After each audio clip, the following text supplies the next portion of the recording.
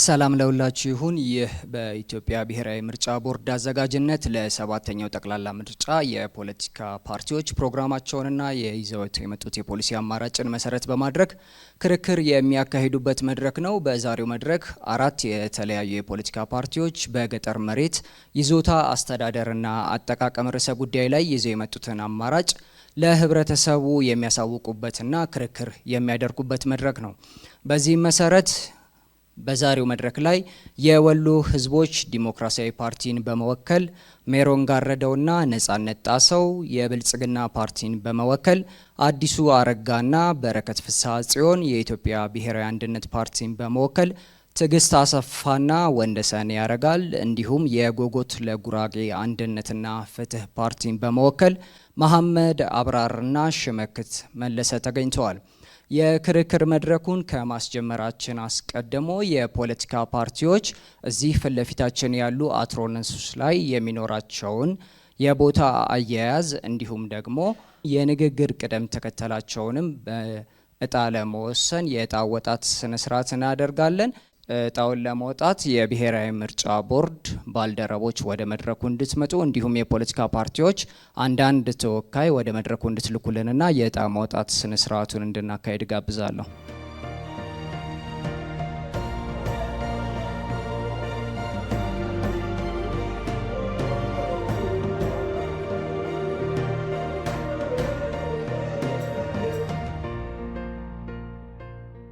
አምስት ዙሮች የሚኖሩት ይሆናል። እዚህ ላላችሁ ታዳሚዎች፣ ለፖለቲካ ፓርቲዎች እንዲሁም ይህንን የክርክር ፕሮግራም በየቤታችሁ ሆናችሁ ለምትከታተሉ ታዳሚዎች ግልጽ ለማድረግ ያህል የመጀመሪያው ዙር የሚሆነው የፖለቲካ ፓርቲዎች የመግቢያ ንግግር ወይም ደግሞ የፕሮግራም ማስተዋወቂያ የሚያደርጉበት ነው። ይህንን ለማድረግ እያንዳንዳችሁ ፓርቲዎች አራት ደቂቃ የሚኖራችሁ ይሆናል ማለት ነው።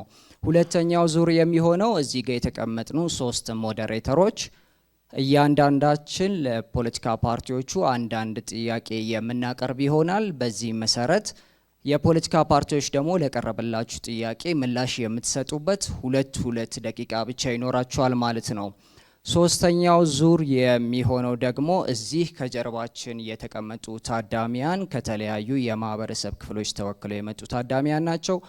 ከነሱ ጥያቄዎች ለፖለቲካ ፓርቲዎች አንድ ጥያቄ ለመረጡት አንድ የፖለቲካ ፓርቲ ብቻ በአንድ ደቂቃ ውስጥ የሚያቀርቡ ይሆናል። ጥያቄው የቀረበለት የፖለቲካ ፓርቲ ደግሞ ለቀረበለት ጥያቄ በ2 ደቂቃ ውስጥ ምላሽ የሚሰጥ ይሆናል ማለት ነው። አራተኛው ዙር የሚሆነው ይህንን ካጠናቀቅም በኋላ የፖለቲካ ፓርቲዎች እርስ በርሳቸው የምትጠያየቁበት ነው የሚሆነው። አንድ የፖለቲካ ፓርቲ ቢበዛ 2 ጥያቄ በ2 ደቂቃ ውስጥ ለአንድ ለመረጠው የፖለቲካ ፓርቲ አሊያም ደግሞ ለሁለት የፖለቲካ ፓርቲዎች አንዳንድ ጥያቄ በማካፈል የሚጠይቅ ይሆናል ማለት ነው። ይህንን ከጨረስን በኋላ የምናደርገው ምናልባት ቀድመው በነበሩ ዙሮች ላይ የተነሱ ሀሳቦች፣ በፖለቲካ ፓርቲዎች የተጠቀሱ ንግግሮች ማስረጃ የሚያስፈልጋቸው ሀቅን ማረጋገጥ የሚያስፈልጋቸው ጉዳዮች የሚኖሩ ከሆነ ከዚህ ከጀርባችን ባሉ ሀቅን በሚያረጋግጡ ባለሙያዎች አማካኝነት ሀቅ እንዲረጋገጥ የተናገረው ንግግር ማስረጃ እንዲቀርብበት የተፈለገው ፓርቲ ጥያቄ የሚቀርብለትና ለአንድ ጥያቄ ወይም ለአንድ ሀሳብ በ30 ሰከንድ ውስጥ ብቻ ለዛች ጉዳይ ማስረጃ የሚያቀርብበት ይሆናል ማለት ነው። ሌላኛው የመጨረሻው ዙር የሚሆነው ይህንን ካጠናቀቅም በኋላ የፖለቲካ ፓርቲዎች ይዛችሁ የመጣችሁትን ፖሊሲ የምታስተዋውቁበት፣ የምርጫ ምልክታችሁን የምታሳውቁበት እንዲሁም የመዝጊያ ንግግር የምታደርጉበት ይሆናል ማለት ነው። ይህንን የክርክር መድረክ እየመራን የምንቆየው እኔ መስፍን ሰለሞን እንዲሁም ጸገነት ላቀና ምስልያ ሀሺም እንሆናለን ማለት ነው። በዚህ መሰረት በቅደም ተከተላችን የመጀመሪያውን ዙር እናካሄዳለን። ፓርቲዎች የመግቢያ ንግግራችሁን የምታደርጉ ይሆናል። በብልጽግና ፓርቲ እንጀምራለን። 4 ደቂቃ አለዎት፣ መቀጠል ይችላሉ። ውድ ኢትዮጵያውያን እንኳን ለሰባተኛው ሀገራዊ ምርጫ በሰላም አደረሳችሁ አደረሰን። ዛሬ በዚህ መድረክ የገጠር መሬት ይዞታ አስተዳደርና አጠቃቀምን በተመለከተ የምናደርገው ክርክር ከምንም በላይ የሀገሪቱን የጀርባ አጥንት ከሆኑት አርሶና አርብቶ አደሮች ሕይወት ጋር ወሳኝ ቁርኝት ያለው ጉዳይ በመሆኑ ለኢትዮጵያ ትልቅ ትርጉም አለው። ፓርቲያችን መሬትን እንደ ፖለቲካ መሳሪያ ሳይሆን የኢኮኖሚ ብልጽግና ማረጋገጫ አድርጎ በማየት አርሶና አርብቶ አደሩን የንብረትና የመሬት ይዞታ ተጠቃሚነት መብቶችን የሚያጠናክሩ ፖሊሲዎችን፣ የሕግ ማዕቀፎችንና አሰራሮችን በመዘርጋት ተጨባጭ ውጤቶችን በማስመዝገብ ላይ ይገኛል። ፓርቲያችን ባለፉት 8 የለውጥ ዓመታት የገጠር መሬት አጠቃቀምና አስተዳደርን በተመለከተ ባከናወናቸው የሕግ፣ የፖሊሲ፣ የአደረጃጀት ሪፎርም ስራዎች የተገኙ ዋና ዋና ተጨባጭ ውጤቶች ውስጥ የተወሰኑትን እንደሚከተለው እጠቅሳለሁ። የአርሶና የአርብቶ አደሩ የይዞታ መብት በፖሊሲ በሕግና በአሰራር ማዕቀፎች እንዲደገፉ አድርገናል። በዚህም አርሶና አርብቶ አደሮቻችን መሬትን የመጠቀም፣ የማከራየት፣ ከባለ ሀብቶች ጋር በጋራ የማልማት፣ በውርስ ወይም በስጦታ የማስተላለፍ፣ በብድር ዕዳ ዋስትና የሚያስያዝ ሕጋዊ መብቶችን ተጎናጽፈዋል። ይህም መብት ባለፉት 8 ዓመታት በግብርናው ዘርፍ ለተመዘገበው የምርትና ምርታማነት እድገት ወሳኝ ሚና ተጫውቷል። ለአርሶና ለአርብቶ አደሮች የሁለተኛ ደረጃ የመሬት ይዞታ ማረጋገጫ ሰርቲፊኬት ለመስጠት በተደረገ እንቅስቃሴ በሀገሪቱ ባሉ 50 ሚሊዮን በላይ በሚሆኑ ማሳዎች ምዝገባ ተካሂዶ እስካሁን 32.8 ሚሊዮን ማሳዎች የይዞታ ማረጋገጫ ሰርቲፊኬት ተሰጥቷቸዋል።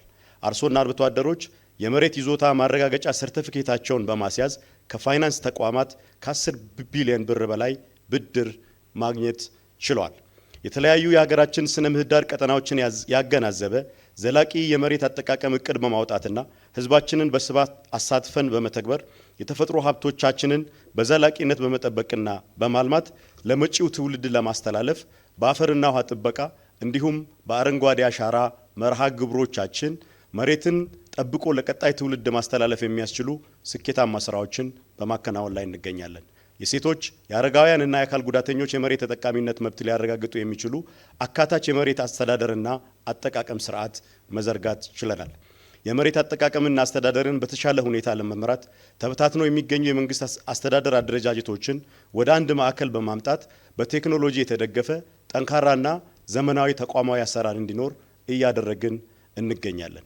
የመሬት ይዞታ የካሳ አከፋፈልን በተመለከተ የይዞታውን የመልማት አቅምና በመሬት ላይ ያለውን ሀብት ወይንም ንብረት ከግምት ባስገባ መልኩ እንዲፈጸም በይዞታው ከአልሚው ድርሻ እንዲያገኝ እና ሌሎችም አማራጭ የካሳ አይነቶችን መሰረት ያደረገ እንዲሆን በማድረግ ፍትሐዊ የካሳ አከፋፈል ስርዓት እንዲኖር እየተደረገ ነው።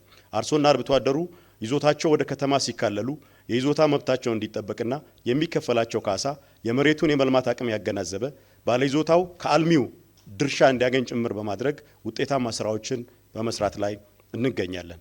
የአርብቶ አደርና ከፊል አርብቶ አደር አካባቢዎች ያለውን የወል መሬት ይዞታ ስሪት በሕግ እውቅና በመስጠት ባህላዊ የመሬት አስተዳደርና በቤተሰብ መብቶች የሚመነጩ መሬት ነክ ጉዳዮችን በአግባቡ የሚያስተናግድ የሕግ ማዕቀፍ ዘርግተናል።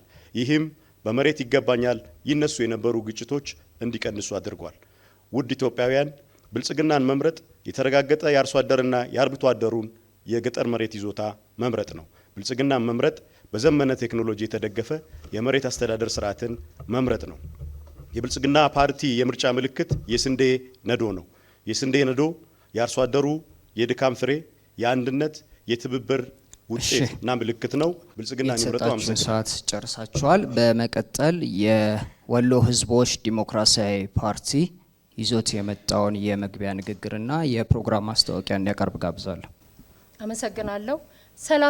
ሰላም ወዳድ የሆንከው የኢትዮጵያ ህዝብ ሆይ፣ የወሎ ህዝቦች ዲሞክራሲያዊ ፓርቲ በሰባተኛው ሀገራዊና ክልላዊ ምርጫ ቢያሸንፍ ከሚተገብራቸው ህዝብ ተኮር ከሆኑ ፕሮግራሞች መካከል የገጠር መሬት አጠቃቀምና አስተዳደር ባጭሩ አቀርባለሁ። ውድ የሀገሬ ህዝቦች፣ አብዛኛው የሀገራችን ህዝብ ገበሬ በመሆኑና ግብርናም መተዳደሪያ በመሆኑ ከግብርናው ጋር ተያያዥነት ያላቸውን የግብርና የኢኮኖሚ ዘርፍ የሚያሳድጉና የገበሬውን ጥቅም የሚያስጠብቁ ከመሬት ባለቤትነት፣ ከግብርና ዘመናዊ አስተራረስና ምርት የማሳደግ፣ ከምርት ማከማቸት፣ ከገበያ አቅርቦት፣ ከመሰረተ ልማት እድገት፣ ከአካባቢ ጥበቃ፣ ከምርቶች የአይነት ብዝሃነት፣ ከአምራቹና ከሀገራዊ የምግብ ዋስትና ማረጋገጥ፣ ከግብርና ኢንዱስትሪ፣ ከንግድ ከፋይናንስ ከግል ካፒታል ተሳትፎና እንዲሁም ቴክኖሎጂን መሰረት አድርጎ ከእድገት ጋር ተያያዥነት ያላቸውን ፖሊሲዎች ፓርቲያችን ተግባራዊ ያደርጋል። የመሬት ባለቤትነትን በተመለከተ ከሀገሪቱ ተጨባጭ ሁኔታ ታሪክና ባህል ከግምት ውስጥ በማስገባት በግል በወልና በመንግስት ይዞታ ስር እንዲሆን በግለሰብ ይዞታ ስር የሚገኙ የመንግስት ባለቤቶች በህግ አግባብ ለመሸጥ፣ ለመለወጥ፣ ለማከራየት፣ ለማውረስና ለመጠቀም መብት ይሰጣል። የገጠሩን ህዝብ አሰፋፈርና ከሀገሪቱ የተፈጥሮ ሀብት ስርጭት ጋር የተጣጣመ ለማድረግ ስልታዊ የሰፈራ ስርዓት በማዘጋጀት በኢኮኖሚ ተጠቃሚ እንዲሆኑ በማድረግና ሀገራዊ አሰራሮችን በማሳደግ እንዲሁም ግብርናው የኢንዱስትሪ መሰረት እንዲሆንና ዘላቂነቱን በማረጋገጥ ኢኮኖሚውን ለማደስና የዜጎች ኑሮ ለማሻሻል ሰፋፊ እርሻዎች እንዲስፋፉ ልዩ ትኩረት ተሰጥቶ የሚሰራ ሲሆን በኩታ ገጠም ያሉ በአነስተኛ ማሳ ላይ ያሉ አርሶ አደሮች በትብብር እንዲያለሙ የህግ ማበረታቻ ይሰጣቸዋል።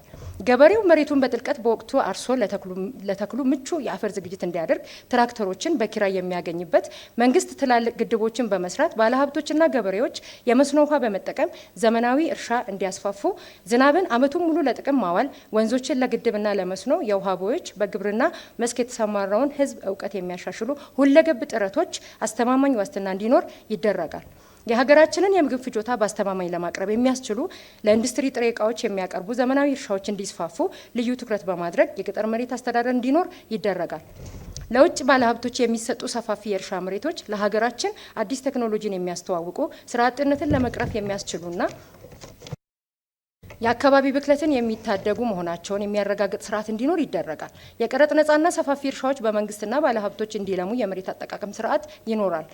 በግለሰብ ይዞታ ስር የሚሆነውን መሬት ባለቤት የሆነው ገበሬ ለመሸጥ፣ ለመለወጥ፣ ለማከራየት፣ ለማውረስና እንደሚፈልገው አድርጎ ለመጠቀም ያልተገደበ መብት እንዲኖረው ይደረጋል። የግል ይዞታ ያላቸው አርሶ አደሮች መሬታቸውን በዋስትና ሲይዘው ከባንክ ብድር ሊያገኙ የሚችሉበትንና አበዳሪዎችም ዋስትና የሚያገኙበት ሁኔታ ይመቻቻል። አርሶ አደሩ የሚጠቀምባቸው መሬቶች በራሱ በአርሶ አደሩ በግል ባለቤትነት የሚያዝና አርሶ አደሩ ከመሬት የማይፈናቀልበት ሁኔታ የሚያረጋግጥ ይሆናል።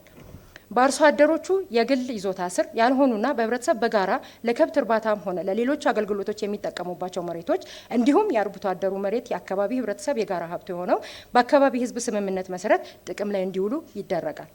የጋራ መኖሪያ ቤት ግንባታና መንግስት ከሚያደርገው ከፍተኛ ጥረት በተጨማሪ ባለሀብቶች የገጠር መሬቶችን በማልማት የመኖሪያ ቤት ችግርን ለመቅረፍ የሚያስችል ስርዓት ይደነገጋል። በኢንዱስትሪ ዘርፍም ከግብርና ክፍለ ኢኮኖሚ ጋር የግብአት አቅርቦት ጥብቅ ቁርኝነት ያለው ማለትም ከግብርና ግብአቶች የሚቀበል ብቻ ሳይሆን ለግብርና ግብአቶችን የሚያቀርብ ኢንዱስትሪ በሀገራችን በማስፋፋት እርስ በርሱ የሚደጋገፍ ኢኮኖሚ መገንባት የመሬት አጠቃቀም ፖሊሲን እንከተላለን።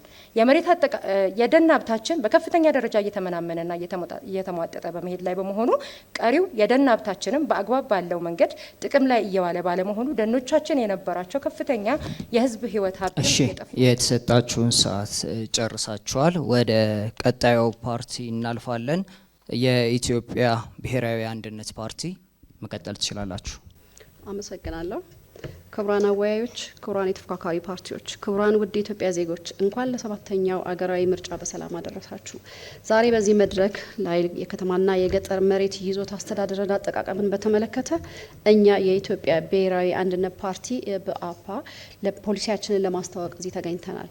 ኢትዮጵያ ብሔራዊ አንድነትን ብትመርጡ ለቀጣዩ 5 ዓመት መንግስት ብንሆን ህዝባችንን በታማኝነት እናገለግላለን ብለን ተዘጋጅተናል። በኢትዮጵያ ብሔራዊ አንድነት ማኒፌስቶ ውስጥ በግልጽ እንደተቀመጠው የከተማና የገጠር የመሬት ይዞታ አጠቃቀምና አስተዳደር ማህበራዊ፣ ኢኮኖሚያዊና ፖለቲካዊ ጠቀሜታ ያለው ጉዳይ ስለሆነ በከተማ አካባቢ መሬት ለቤት፣ ለንግድ፣ ለኢንዱስትሪና ለመሰረተ ልማት አገልግሎት ሲል በገጠር ደግሞ ለእርሻ፣ ለግጦሽና ለደን ልማት ዋነኛ ምንጭ ነው። ውጤታማ የመሬት አስተዳደር የሀብት ክፍፍልን ማስተካከል፣ ግጭትን በመቀነስ ዘላቂ ልማትና ማረጋገጥና የሁለቱንም የከተማና የገጠር ማህበረሰብን ፍላጎት በማገልገል በዚህ ረገድ ህጋዊ ማዕቀፎችን ተቋማዊ መዋቅሮችን ማህበረሰቡ በውሳኔ አሰጣጥ ሂደት ውስጥ መሳተፉ ወሳኝ ሚና አለው።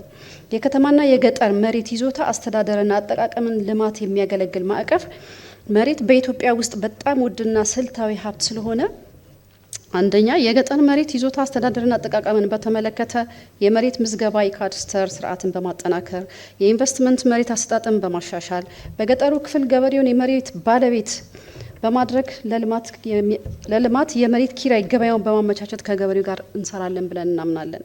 ሁለት የከተማ መሬት ይዞታ አስተዳደር እና አጠቃቀምን በተመለከተ ወቅታዊ ችግሮችን በመፍታት እና በከተሞቹ ውስጥ የመሬት ወረራን በመከላከል በስፋት የከተማ እቅድ እንዳይኖር መሰረተ ልማት እንዳይዳረስ የመሬት ነቀላ ጫና እንዲጨምር ስለሚያደርግ በተጨማሪ ብልሹ አሰራርን በማስተካከል የማሻሻያ አቅጣጫዎችን በማስቀመጥ ግልጽ የሆነ የመሬት አሰጣጥ ዘዴዎችን በመጠቀም ለልማት በማዋል ያልተፈቀደ መኖሪያ ቤቶችን ችግር መፍትሄ በመስጠትና የህገ ወጥ መኖሪያ ቤቶችን በማፍረስ ብቻ ሳይሆን ነዋሪው ባለበት በማደስና እንደ ማሻሻያ አካባቢ አፕግሬዲንግ ኤሪያ በመሰየም ነዋሪዎችን የቤት ባለቤትነት ማረጋገጫ እንዲያገኙ በማድረግ መሰረተ ልማት እንዲሰራላቸው በማረጋገጥ አብረን እንሰራለን። የከተማ መሬት ባንክ የመሬት ባንክ ማለትም ከተማዋ ለወደፊት ልማት የምታስቀምጠውን መሬት ለምሳሌ 30% ለመሬት ለህዝብ ጥቅም በማዋል ፓርኮች፣ ትምህርት ቤቶች፣ መንገዶች ወዘተ በማድረግ ከተማችን ላይ እንሰራለን ብለን እናምናለን። 4 በገጠርና በከተማ ትስስር በመፍጠር ረገድ በገጠር ውስጥ የኢንዱስትሪ መሬት በማቅረብ ብዙ ኢንዱስትሪዎች በከተማ ውስጥ ብቻ ሳይሆን በከተማ ዳርቻ ወይም በገጠር በማቋቋም የሀገራችንን ባህል አልባሳቶች ለምሳሌ እንደ እደ ጥበብ የባህል ማንነትና የኢኮኖሚ ምንጭ በመሆኑ በሽመና አልባሳት ስራና በመሳሰሉት በእደ ጥበብ መስክ የሚሰማሩ በቂና ተስማሚ ማምረቻና የመሸጫ ቦታ በቅድሚያ በመገንባት በተመጣጣኝ ኪራይ አገልግሎት እንዲሰጡ በማድረግ የእደ ጥበብ ስራ እንዲስፋፉ የብድርና የመሳሪያ አቅርቦትን ስርዓትን በመዘርጋት በማመቻቸት ለከተማችን ልማት የእደ ጥበብ ዘርፍ ምርቶች ትርፋማ እንዲሆኑ እንሰራለን።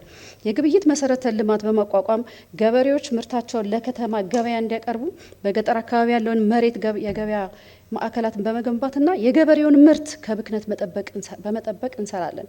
5 በሀገራችን ገጠርና ከተማን ለማሳደግ መሬትን እንደ ወሳኝ ሀብት በማየት የመሬት ምዝገባ ማጠናቀቅ፣ በተለይ ዲጂታል ካድስተር፣ ግልጽ የመሬት አሰጣጥ ዘዴዎች፣ ጨረታ፣ ኪራይ በማህበረሰብ አስተዳደር፣ ለኢንቨስትመንት መሬት ሲውል ጥብቅ ቁጥጥር፣ የአካባቢ ጥናት በአካካሻ፣ የከተማ መስፋፋት ማስተዳደር፣ የመሬት ባንክ ማሻሻያ አካባቢዎች፣ የገጠርና የከተማ ትስስርን በማጠናከር መሰረተ ልማት ገበያ፣ በመጨረሻም መሬት የሚያገለግል ሲሆን የሚያገለግለውም ማህበረሰብን እንጂ ብቻውን የሚጠቀም ግለሰብ ብቻ እንዳይሆን የተሰጣችሁን ሰዓት ጨርሳችኋል። ቀጣዩን የመግቢያ ንግግር የሚያደርጉልን የጎጎት ለጉራጌ አንድነትና ፍትህ ፓርቲ ተወካይ ይሆናሉ። መቀጠል ይችላሉ። መላው የኢትዮጵያ ህዝቦች እንኳን ለ7ኛው ሀገራዊና ክልላዊ ምርጫ በሰላም አደረሳችሁ ለማለት እወዳለሁ። ምርጫው ሰላማዊ፣ ፍትሃዊና ዲሞክራሲያዊ እንዲሆን በሁሉም ሀገራችን ክፍሎች ሰላም ወርዶ ጦርነት ቆሞ የተሳካ ምርጫ እንድናደርግ ፓርቲያችን በጽኑ አቋም ያምናል። ከፕሮግራሞቻችን ወይም ከፖሊሲዎቻችን አንዱ የሆነው የመሬት ይዞታ ባለቤትነትና ተጠቃሚነትን የሚያረጋግጥ አንዱ በመሆኑ በዛሬው ዕለት ይህንን የክርክር መድረክ እንድንሳተፍ አድርጎናል ማለት ነው። በሀገራችን ታሪክ የመሬት ይዞታ የሀገሪቱ ግብርና እና አጠቃላይ የኢኮኖሚ ስርዓት የተሽመደመደ ብቻ ሳይሆን የሀገሪቱን የፖለቲካ ቅርጽ በጉልህ የቀየረ ከፍተኛ ህዝባዊ ጥያቄ እንደነበር ይታወቃል። መሬት ላራሹ የሚለው የ1960ዎቹ ህዝባዊ መፈክር ዘውዳዊውን አገዛዝ ከጣሉት ዋና ዋና ህዝባዊ ጥያቄዎች አንዱ የመሬት ይዞታ ጉዳይ ነው። በ1960ዎቹ አብዮት ውስብስብ እና በዝባዥ የነበረውን የመሬት ስሪት በማስተካከል አርሶ አደሩና አርብቶ አደሩን በወቅቱ ከነበረው ጭቆና አላቆታ ቢባልም ነጻ አውጥቶታል ማለት ግን አይቻልም። ከመሬት ከበርቴዎች ጭሰኝነት ወደ መንግስት ጭሰኝነት ቀይሮታል የሚያስብሉ በጥናትም በተሞክሮዎችም የተገኙ ማስረጃዎች ያሳያሉ። መንግስት በመሬትና በባለይዞታዎች ላይ ያለው ያልተገባ ስልጣን ለአጠቃላይ ማህበራዊ ኢኮኖሚያዊና ፖለቲካዊ ስርዓታችን ስጋት ነው ብለን እናምናለን። አሁናዊ አሳሳቢ የመሬት አስተዳደርና የመንግስት ስሪት ችግሮች እንደ አብነት ለመጥቀስ እንወዳለን። ዘመናዊ የእርሻ ተግባራዊ በማድረግ ምርትና ምርታማነት ለማሳደግ እንቅፋት የሆኑ ደቃቃና የተበጣጠሰ ይዞታ ከጊዜ ወደ ጊዜ አስከፊ በሆነ ሁኔታ እያደገ የመጣ የገጠር የመሬት አልባነት በብዙ ክልሎች የመሬት አጥ የገጠር ወጣት ብዛት ከ30% በልጧል የሚል የሚያሳዩ የተለያዩ ጥናቶች መጥቀስ ይቻላል። ለምሳሌ ደሳለኝ ራምበቶ 2018 በተጻፈው ወይም ደግሞ በወጣው ጽሁፍ ላይ ያመለክታል ማለት ነው። ከመሬት አልባነት የተነሳ የወጣቶች ስደት፣ የገጠር ድህነት፣ የተፈጥሮ ሀብት ውድመት እየደረሰ ነው። መሬት ከታለመለት ዓላማ ውጪ ማዋል የመሬት ገበያ ባለመኖሩ በአንድ በኩል ገበሬው በኢንቨስትመንት ስም ይፈናቀላል፣ በሌላ በኩል መሬቱ ጦሙን ያድራል ማለት ነው። የተከበራችሁ የኢትዮጵያ ሕዝቦች፣ እኛ የምናቀርብላችሁ አማራጮች ህጋዊ የመሬት ግብይት ባለመኖሩ በከተሞችና በከተሞች ዳርቻ እያደገ የመጣ አሳሳቢ የመሬት ወረራ በአሰራር ስርዓት መምራት አለበት ብለን እናምናለን። የመሬት ጉዳይ የፖለቲካ ጉዳይ ሳይሆን የኢኮኖሚ ወይም የልማት ጉዳይ ነው ብለን እናምናለን። ለዚህም ለአጠቃላይ ኢኮኖሚ ዘላቂ አገልግሎት በሚሰጥ መልኩ አሰራር ስርዓት በመዘርጋት የበኩላችንን አስተዋጽኦ እንደምናደርግና የሀገራችንን የኢኮኖሚ እጣ ፈንታ እንድንወስን የኢትዮጵያ ህዝብ እንዲመርጠን በዚሁ እናሳስባለን። ለዚህ አሰራር ስርዓት ባለይዞታዎች በመሬታቸው ላይ ዘላቂ ኢንቨስትመንት እንዲያደርጉ በመሬታቸው ለሚያፈሩት ንብረት ዋስትናና ጥበቃ እንዲደረግላቸው የአሰራር ስርዓት እንዘረጋለን። ፓርቲያችን ብዝሃ ይዞታ የሚያስተናግድ መሆን አለበት ብሎ ያምናል። በመሆኑ የተሰጡትን ሰዓት ጨርሰዋል። ወደ ቀጣዩ ዙር ነው የምናልፈው። ቀጣዩ ዙር የሚሆነው እዚህ ባለኑ ሞዴሬተሮች አማካኝነት ለፖለቲካ ፓርቲዎቹ የሚቀርብ ጥያቄ ነው የሚሆነው። የመጀመሪያው ጥያቄ የሚሆነው ለብልጽግና ፓርቲ ነው። ፓርቲያችሁ 7ኛውን ጠቅላላ ምርጫ አሸንፎ መንግስት ቢመሰርት በገጠር መሬት ባለይዞታ ማን መሆን አለበት ትላላችሁ? ይህን የፓርቲያችሁንስ አቋም ህገ መንግስታዊ ለማድረግ የመሬት ጉዳይ በህገ መንግስቱ ውስጥ በምን አግባብ ተደንግጎ መቆየት አለበት ትላላችሁ? ይህንን ብታብራሩልን መቀጠል ትችላላችሁ። እናመሰግናለን። እንደ ብልጽግና ህገ መንግስቱ ላይ ያለን አቋም ግልጽ ነው። ህገ መንግስቱ ህገ መንግስታዊ በሆነና በምክክር ኮሚሽኑ መሰረት አከራካሪ የሆኑት አንቀጾቹ እንዲሻሻሉ አቋማችንን በግልጽ አስቀምጠናል። ከዚህ አከራካሪ ከሆኑ ነጥቦች ውስጥ የመሬት ባለቤትነትን የሚጠቅሰው የህገ መንግስቱ አንቀጽ 40 እንደሆነ እንገነዘባለን። የመሬት ባለቤትነት መሬት መሸጥና መለወጥን በሚመለከት ያለን አቋም ህገ መንግስቱ በሚሻሻልበት ጊዜ በብሔራዊ ምክክር ኮሚሽን በሚደረገው ሂደት ውስጥ የሚታይ ነው የሚሆነው። ምክንያቱም የመሬት ጉዳይ በጣም ሴንሲቲቭ ጉዳይ በመሆኑ እንደ ፓርቲ በዚህ ጉዳይ ላይ ለሀገራዊ ምክክር ኮሚሽኑ ያቀረባችሁት ሀሳብ ምን እንደሆነ ግልጽ ብታደርጉልን። በሀገራዊ ምክክር ኮሚሽኑ ያቀረብነው ሀሳብ አሁን እየገለጽኩት ያለውን ነው።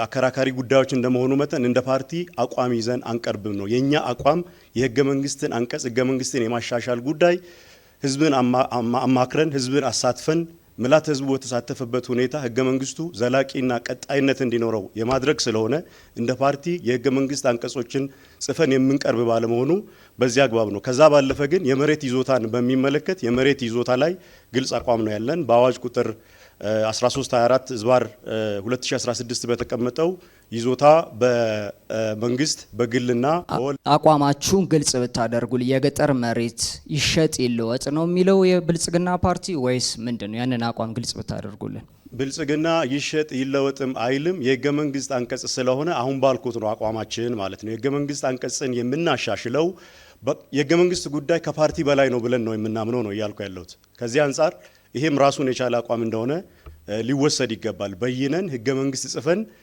ወደ ህዝብ የምንሄድ አይደለንም። አከራካሪ ጉዳዮቹን በዚህ አይነት አግባብ የመፍታት አቋም ስላለን በህገ መንግስቱ አንቀጽ 40ን ጨምሮ ያሉ የህገ መንግስት አንቀጾች ህገ መንግስታዊ በሆነ መንገድ ምልዓተ ህዝቡን አሳትፈን ህዝቡ በሚወስነው መሰረት ነው የምንቀበለው የሚል አቋም ነው ያለን ማለት ነው። እናመሰግናለን። ቀጣዩን ጥያቄ የማቀርበው ለወሎ ህዝቦች ዲሞክራሲያዊ ፓርቲ ነው።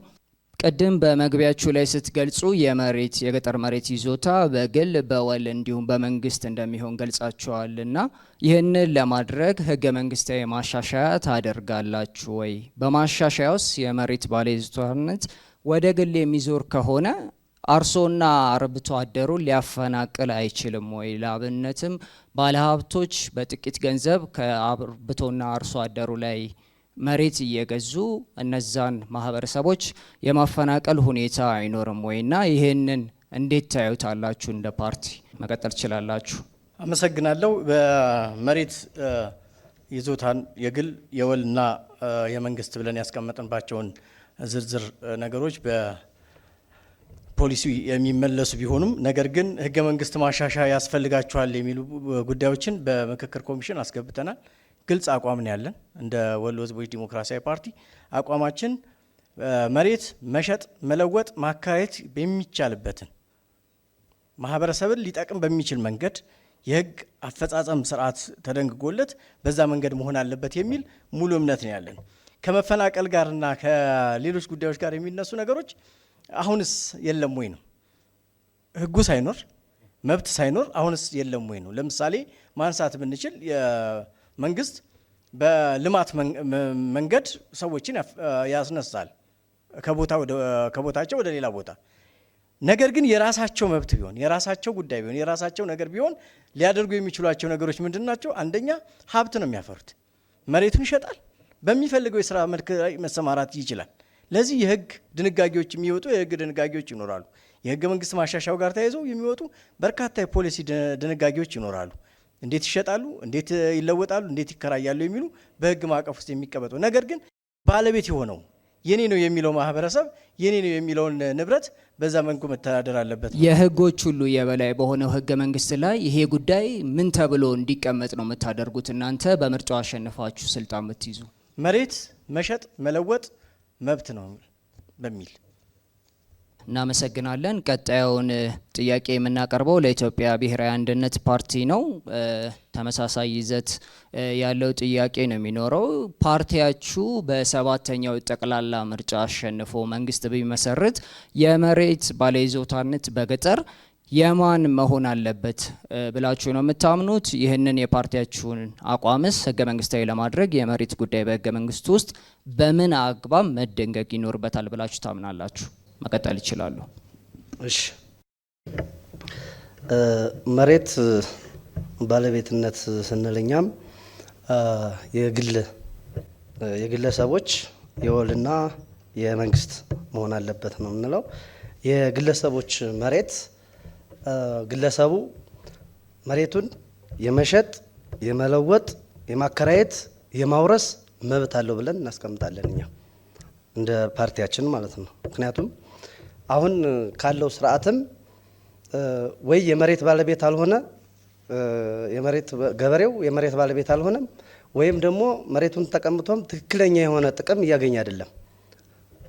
አየር ላይ ነው ወርቆ ያለው ማለት ይቻላል ገበሬው ማለት ነው። መሬቱን ይቀማን የመንግስት ነው ተብሎ ተገቢውን ጥቅም እያገኘ አይደለም፣ መሬቱን ተቀምጧን። ስለዚህ መሆን ያለበት ገበሬው ያዋጣኛን ይጠቅመኛን ባለው መሬቱን እንደፈለገ የማድረግ መብት አለው የሚል እንትን አለን። ቀጣዩ ጥያቄ የሚሆነው ለጉራጌ አንድነትና ፍትህ ፓርቲ ነው። በሰባተኛው ጠቅላላ ምርጫ አሸንፋችሁ ስልጣን ብትይዙ የገጠር መሬት ባለይዞታነትን የማን መሆን አለበት ብላችሁ ታምናላችሁ? የመሬት ባለይዞታነት አሁን ባለበት ሁኔታ ይቀጥል ወይስ ወደ ግል መዞር አለበት ብላችሁ ነው የምታምኑት? ወደ ግል መዞር አለበት ብላችሁ የምታምኑ ከሆነ ደግሞ ቅድም የጠቀስናቸው ጉዳዮች እንዳይፈጠሩ ምን ታደርጋላችሁ? እሺ፣ አመሰግናለሁ። ጎጎት በፕሮግራሙም በግልጽ እንዳስቀምጠው ኢትዮጵያ ውስጥ ቅይጥ የመሬት ስሪት ስርዓት መኖር አለበት ብሎ ያምናል። ያ ማለት የሀገራችን ነባራዊ አካባቢያዊ ታሪካዊ ሁኔታዎች ባገናዘበ መልኩ የግል ይዞታዎች መኖር መቻል አለባቸው። የኮሙናል ይዞታዎች ወይም የማህበረሰብ ይዞታዎች መኖር አለባቸው። የመንግስትም ይዞታዎች መኖር አለባቸው ብሎ ያምናል። ይሄም በታሪካችን ውስጥ ከነበረው ሂደት መንግስት ብቸኛ የመሬት ይዞታ ባለቤት የሆነበት የሀገራችን ልምምድ ከፍተኛ መፈናቀልን ለግብርና እድገት ለማሳለጥ የማሳዎች መቆራረጥና አናሳ የሆኑ መምጣት ለማስተባበር ከፍተኛ ችግር ፈጥሯል ብለን እናምናለን። የመሬት ፕሮዳክቲቪቲን ለማሳደግና ሎንግ ተርም ኢንቨስትመንት ለማድረግ አርሶ አደሮች ይሄንን በምን አይነት መንገድ ነው አሁን ያለውን ሁኔታ ቅይጥ የመሬት ባለቤትነት ብላችኋልና በምን አይነት መንገድ ነው ይሄንን ተግባራዊ የምታደርጉት? እሱም ተግባራዊ የምናደርገው ያው ከህገ መንግስት አንጻር ከሆነ ጥያቄው የህገ መንግስት ማሻሻያ ይጠይቃል። እሱንም ለሀገራዊ ምክክር ኮሚሽንም ካቀረብናቸው አንኳር ጥያቄዎች አንዱ የመሬት ይዞታን የተመለከተ ጥያቄ ነው። ለሀገራዊ ምክክር ኮሚሽኑ ያቀረበችው ጥያቄ የገጠር መሬት ባለይዞታነትን በሚመለከት ስፔሲፊካሊ ምንድን ነው? የገጠርም ሆነ የከተማ መሬት ይዞታ ባለቤትነትን በተመለከተ እነዚህ ሶስቱን ቅይጥ ይዞታዎች የሚያስተናግድ ህጋዊ ስርዓት ሀገራችን ውስጥ መኖር አለበት ብለን አቅርበናል። ስለዚህ በአጠቃላይ አሁን ያለው የመሬት ይዞታ ስርዓት የታሰበውን የግብርና ልማት አላመጣም። ገበሬዎችንም አርሶ አደሮችንም ከመፈናቀል አላዳንም። በኢንቨስትመንት ስም ገጠሩ ላይ ከፍተኛ መፈናቀል አለ። በከተሞች ዳርቻም አካባቢ እንደዚሁ በተመሳሳይ በከተሞች ዳርቻ አካባቢ ያለውም ገበያ በሌለው የመሬት ገበያ የለም። እዚህ ሀገር ውስጥ መሬት የሚሸጥ የሚለወጥ ባለመሆኑ ቫሊዩ ራሱ ለተፈናቃዮች የሚሰጠው የምትክ ወይም የካሳ ስርዓት ራሱ ገበያም ዋጋም የለውም። ስለዚህ መንግስት በፈለገው ብቸኛው ባለቤት ስለሆነ በፈለገው ዋጋ ነው የሚሰጣቸውና ያ ፌር አይደለም። የተሰጡትን ሰዓት ጨርሰዋል። ቀጣዩን ጥያቄ የምታቀርብልን ጸገነት ትሆናለች። በጀመርነው አግባብ እንቀጥላለን። እሺ፣ ለብልጽግና ፓርቲ ነው የመጀመሪያው ጥያቄ። አሁን ባለው የመሬት ባለይዞታነት ምክንያት እያጋጠሙ ያሉ በርካታ ችግሮች አሉ። እንደ ምሳሌ ብናነሳ መሬት የመንግስትና የህዝብ ነው ይባላል፣ ግን መሬትን ደግሞ ደላሎችና አንዳንድ የመንግስት ባለስልጣናት መጠቀሚያ ሆኗል የሚባልም ነገር አለና እዚህ ላይ እናንተ እንደ መፍትሄ የምታስቀምጡት ምንድን ነው? የአጠቃላይ መሬት አስተዳደርን በሚመለከት የሚያጋጥሙ ብልሹ አሰራሮች እንዳሉ እሙን ነው። እነዚህን መልክ ለማስያዝ እንደ ብልጽግና አንደኛ በአዋጅ ቁጥር 13/24/2016 በተቀመጠው መሰረት የመሬት ምዝገባና ሰርቲፊኬሽን ልዩ ትኩረት ሰጠን እየሰራን ነው። በዚህም ትልቅ ውጤት እያስመዘገብን ነው። ሁለተኛ ከዲጂታላይዜሽን ጋር የተያያዘ ነው። የመሬት ይዞታን ከፋይዳ መታወቂያ ፕሮግራም ጋር በማያያዝ የመሬት ባለይዞታዎቹ በግልጽ እንዲታወቁ ለደላሎች ለብልሹ አሰራር እንዳይጋለጥ የማድረግ ነው።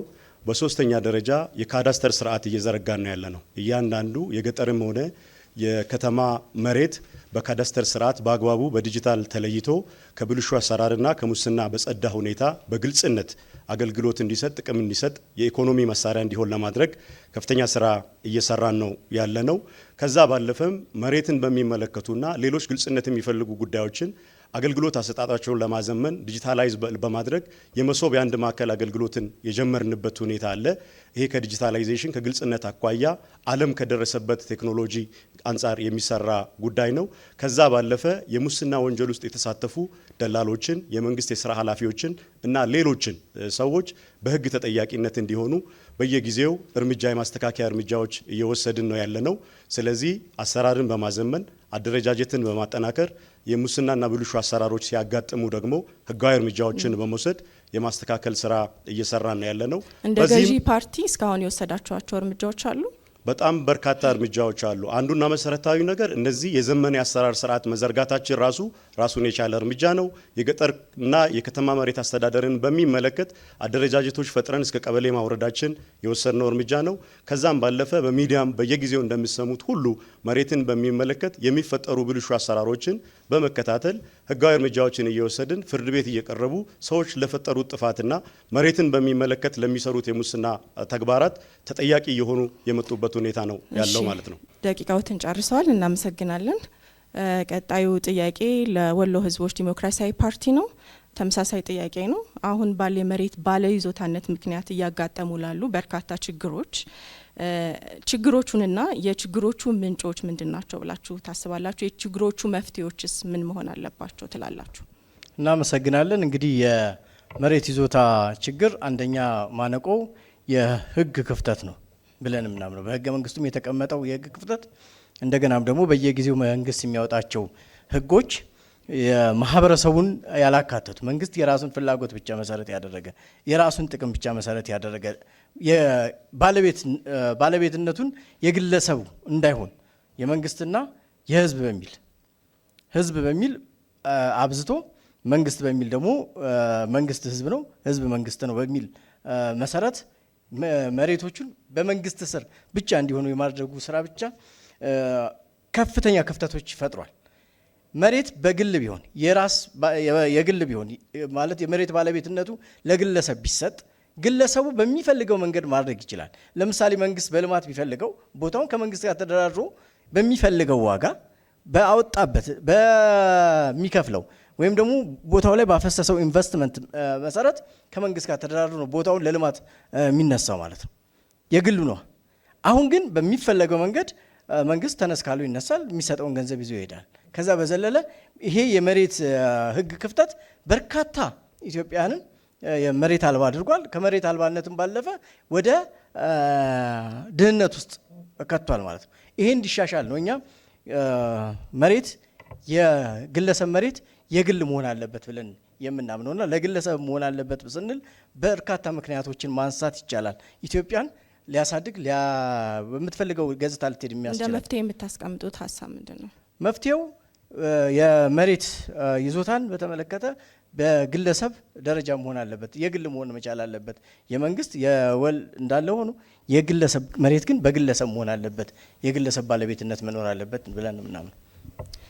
እሺ፣ ቀጣዩ ጥያቄያችን የሚሆነው አሁን ባለው ተመሳሳይ ጥያቄ ነው። የመሬት ባለይዞታነት ምክንያት እያጋጠሙ ላሉ ችግሮቹ ምንድናቸው ብላችሁ ታስባላችሁ? ለችግሮቹስ እንደ መፍትሄ የምታስቀምጡት ሀሳብ ምንድን ነው? የችግሮቹ ምንጭ ጨምሮ ችግሮቹ ምንድናቸው ለሚለው ዞሮ ዞሮ መንግስት ነው። መንግስት መሬት ህዝብ ማለት መንግስት ነው እንደሚለው ያው ይሄው ነው አካሄድ እየተሄደ ያለው ማለት ነው። እና መንግስት በሚፈልገው ጊዜ መሬቱን ከባለቤት የመቀማት የመሬት ባለቤቱ በጫና ወይም በስጋት በፍራቻ እሱን የሚጠቅም እሱን ተጠቃሚ የሚሆንበትን አካሄድ እንኳን ባያገኝ በፍራቻና በስጋት መሬቱን የሚለቅበት ሁኔታ ነው ያለውና ወደድም ጠላም ለልማት ከተፈለገ ትለቃለህ የሚባል ነገር ስላለ የዛን እለት እሱ የፈለገውን ግምት ወይም እሱ የፈለገውን ካሳ ለማግኘት ስጋት አለበት። የመሬት ባለቤት በጣም ስጋት አለበት። ብከራከርስ ጭራሹን ባጣውስ መብቴ ባይከበርስ የሚለው ነገር ስጋት ስላለ ይሄን ስላለ መንግስትም እሱ በፈለገው እኔ አቅልሃለሁ እኔ ገምትልሃለሁ እኔ ባልኩ ዋጋ የሚለው ነገር ስላለ ያ ሲደመር ገበሬው መሬቱን ያለ ጥቅም አሳልፎ ይሰጣል ማለት ነው።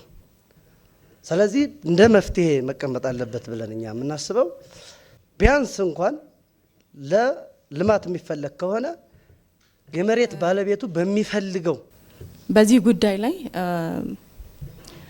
የግል ይሁን ስትሉ መሬት የግል ይሁን ስትሉ የሚፈጠረውን ችግር እንዴት ነው የሚፈታው ብላችሁ ታስባላችሁ? ምንም የሚፈጠር ችግር የለውም። ምክንያቱም መሬት የባለቤቱ ከሆነ ሳታስነሱ እንዴት ልማት መስራት ይቻላል? አስነስቶ አይደለም ማለት ገበሬውን መጀመሪያ ተፈላጊ ከሆነ የልማት ተፈላጊ ከሆነ ቦታው ገበሬውን ይጠየቃል፣ የመሬት ባለቤቱ ይጠየቃል። የመሬት ባለቤቱ እሱ መብት ይከበራል ማለት ነው። በሱ በሚለው መብት ቦታውን ለልማት ይውላል እንጂ እኛ መንግስት ብንሆን እኛ በፈለግነው ዋጋ ተምነን መሬቱን ታስረክባለህ ማለት አንችልም።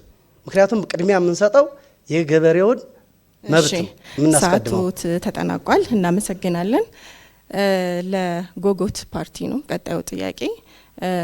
እየተነሱ ላሉ የመሬት ባለይዞታነት በርካታ እያጋጠሙ ላሉ ችግሮች እናንተ የችግሮቹ ምንጮች ምንድን ናቸው ብላችሁ ታስባላችሁ? እንደ መፍትሄስ የምታስቀምጡት ሀሳብ ምንድን ነው? መልካም አመሰግናለሁ። ኢትዮጵያ ውስጥ ያለው የመሬት ስሪት አስተዳደር ችግር ስትራክቸራል ችግር ነው ብለን እናምናለን። ስትራክቸራል መፍትሄም ይፈልጋል ብለን እናምናለን። መዋቅራዊ ችግር አለው፣ መዋቅራዊ መፍትሄ ይፈልጋል። ያ ማለት መሬት በሀገራችን ከኢኮኖሚና ማህበራዊ ልማት መሳሪያነቱ ይልቅ የፖለቲካ መሳሪያ ተደርጎ ተወስዷል ብለን እናስባለን። ሀገራችን ካሏት ከማናቸውም በላይ የኢኮኖሚ መሳለጥ ወይም የኢኮኖሚ ልማት ለማምጣት ካሏት ሀብቶች ትልቁና ቁልፉ መሬት ነው ብለን እናምናለን። ስለዚህ የመሬት ይዞታ ላይ የሚታየው ስትራክቸራል የሆነ ችግር ያ ችግር ቅድም ለማንሳት እንደሞከር ነው መሬት ከሌሎች ኢኮኖሚያዊ ሀብቶች በተለየ መልኩ የመንግስት ብቻ የተደረገበትና ግለሰቦች ሁልጊዜም በመነሳት ስጋት ውስጥ ሎንግ ተርም ኢንቨስትመንት በማያደርጉበት ስጋት ውስጥ እንዲቆዩ ቤት ከሰሩ ጣራና ግድግዳው ብቻ ያንተ ነው የሚል መሬታቸው ላይ ያፈሰሱትም ከሆነ ዛፉና ተክሉ ካልሆነ በቀር መሬት ያንተ አይደለም የሚል ስለሚኖራቸው ለሎንግ ረን ኢንቨስትመንት ችግር ፈጥሯል ብለን እናስባለን። ስለዚህ አንደኛው ከህግ አንጻር ቅድም አንስቻለሁ።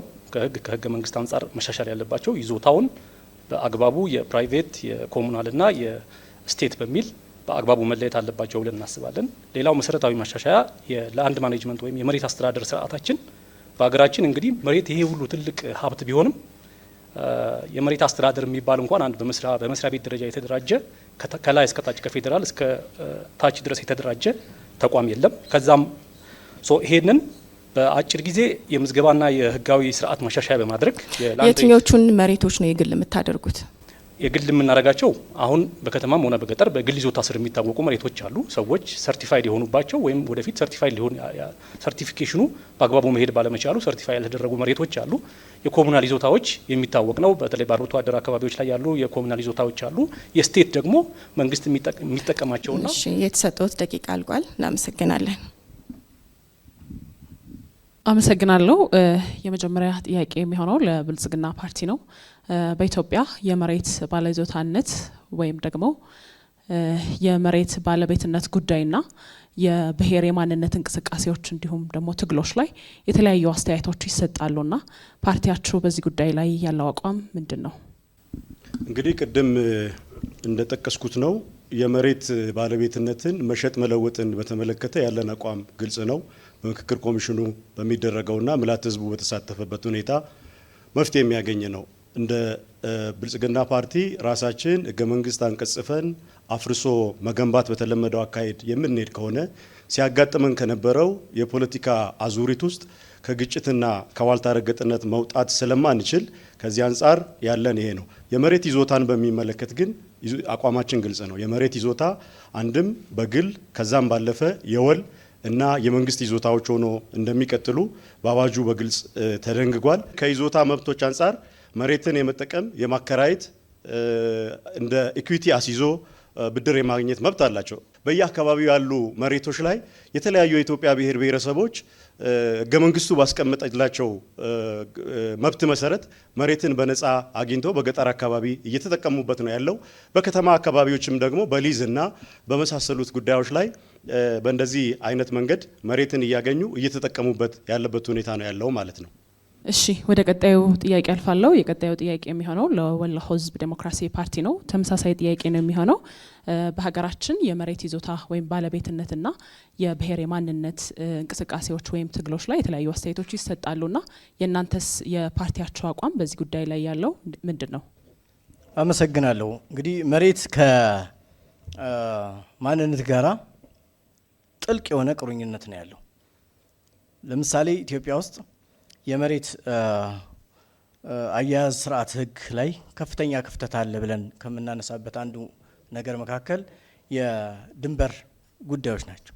ከአንዱ ክልል ከአንዱ ወረዳ ወደ አንዱ ወረዳ የሚካለሉ አከላለሎች የህግ ክፍተት ስላለባቸው ለግጭት፣ ለሰላም እጦት መንስኤዎችም ጭምር ናቸው። ስለዚህ መሬት ከማንነት ጋር መሬት ከሰው ጋራ ትስስር አለው። ያን ትስስር ነው የምንመለከተው። ከዚህ ጋር ተያይዞ ከማንነት ጋርም ከፍተኛ የራሱ የሆነ ቁርኝት አለው። ማንነትን መሰረት ያደረገ ለምሳሌ የብሔር ማንነት ያላቸው አካባቢዎች ለግጭት መንስኤ የሚሆነው የመሬት ጉዳይ ነው። በብዛት የመሬት ጉዳይ ነው። ይሄ ድንበር እስከዚህ ድረስ የኔ ነው፣ የኔ ክልል የኔ እስከዚህ ድረስ ነው የሚለው ግጭት ነው። ስለዚህ የህግ ክፍተቶቹ በሰዎች ላይ በማንነትና በብሔሮች ላይ ከፍተኛ ተጽዕኖ አለው ብለን ስለምናምን ይህንን ነው በህግ ክፍተቶቹን በህግ ማሰሪያ መቋጨት አለብን ብለን የምናስበው። መሬትን የግል ነው ብላችሁ ካመናችሁ ከማንነት ጋር እንዴት ነው የምታገናኙት? እንግዲህ መሬት የቅድም ስናስቀምጥ የመንግስት የግልና ወል ነው ብለናል። በዚህ ላይ ስናስቀምጥ የመንግስት መሬቶች ጭምራሉ። ስለዚህ ይህንን ከዛ ጋራ የምናስታርቅባቸው የፖሊሲ ስርዓቶች አሉ። እንዴት ነው የምታስታርቁት? እንግዲህ የምናስታርቀው ምንድነው የተቀመጡ የመንግስት የግልና የወል አሉ አይደለም። እነዛን መሰረት ያደረጉ የስርዓት አሰራር ህግ በማበጀት ነው ጥናት ላይ የተመሰረተ። ወደ ቀጣዩ ፓርቲ አልፋለሁ። ቀጣዩ ፓርቲ የሚሆነው የኢትዮጵያ ብሔራዊ አንድነት ፓርቲ ነው። ተመሳሳይ ጥያቄ ነው የምጠይቀው። የመሬት ባለይዞታነት ወይም ባለመብትነት እና የብሔር የማንነት እንቅስቃሴዎች ወይም ትግሎች ላይ የተለያዩ አስተያየቶች ይሰጣሉና የእናንተስ ፓርቲ በዚህ ጉዳይ ላይ ያለው አቋም ምንድን ነው? እውነት ነው እና ምክንያቱም ምንድነው ይሄ ትልቁ ሀብታችን መሬት ነው።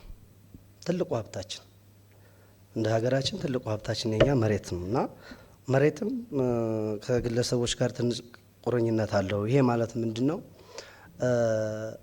ኩታ ገጠም ገበሬዎች እንኳን ደንበር ገፋሄ በማለት ህይወት እስከ ማጣፋፋት ደረጃ አብዛኛውን እንኳን የወረዳ የዞን የክልል ፍርድ ቤቶች ኬዝ ቢታይ መሬትና መሬት ነክ ነው ቢታይ እንኳን ማለት ነው።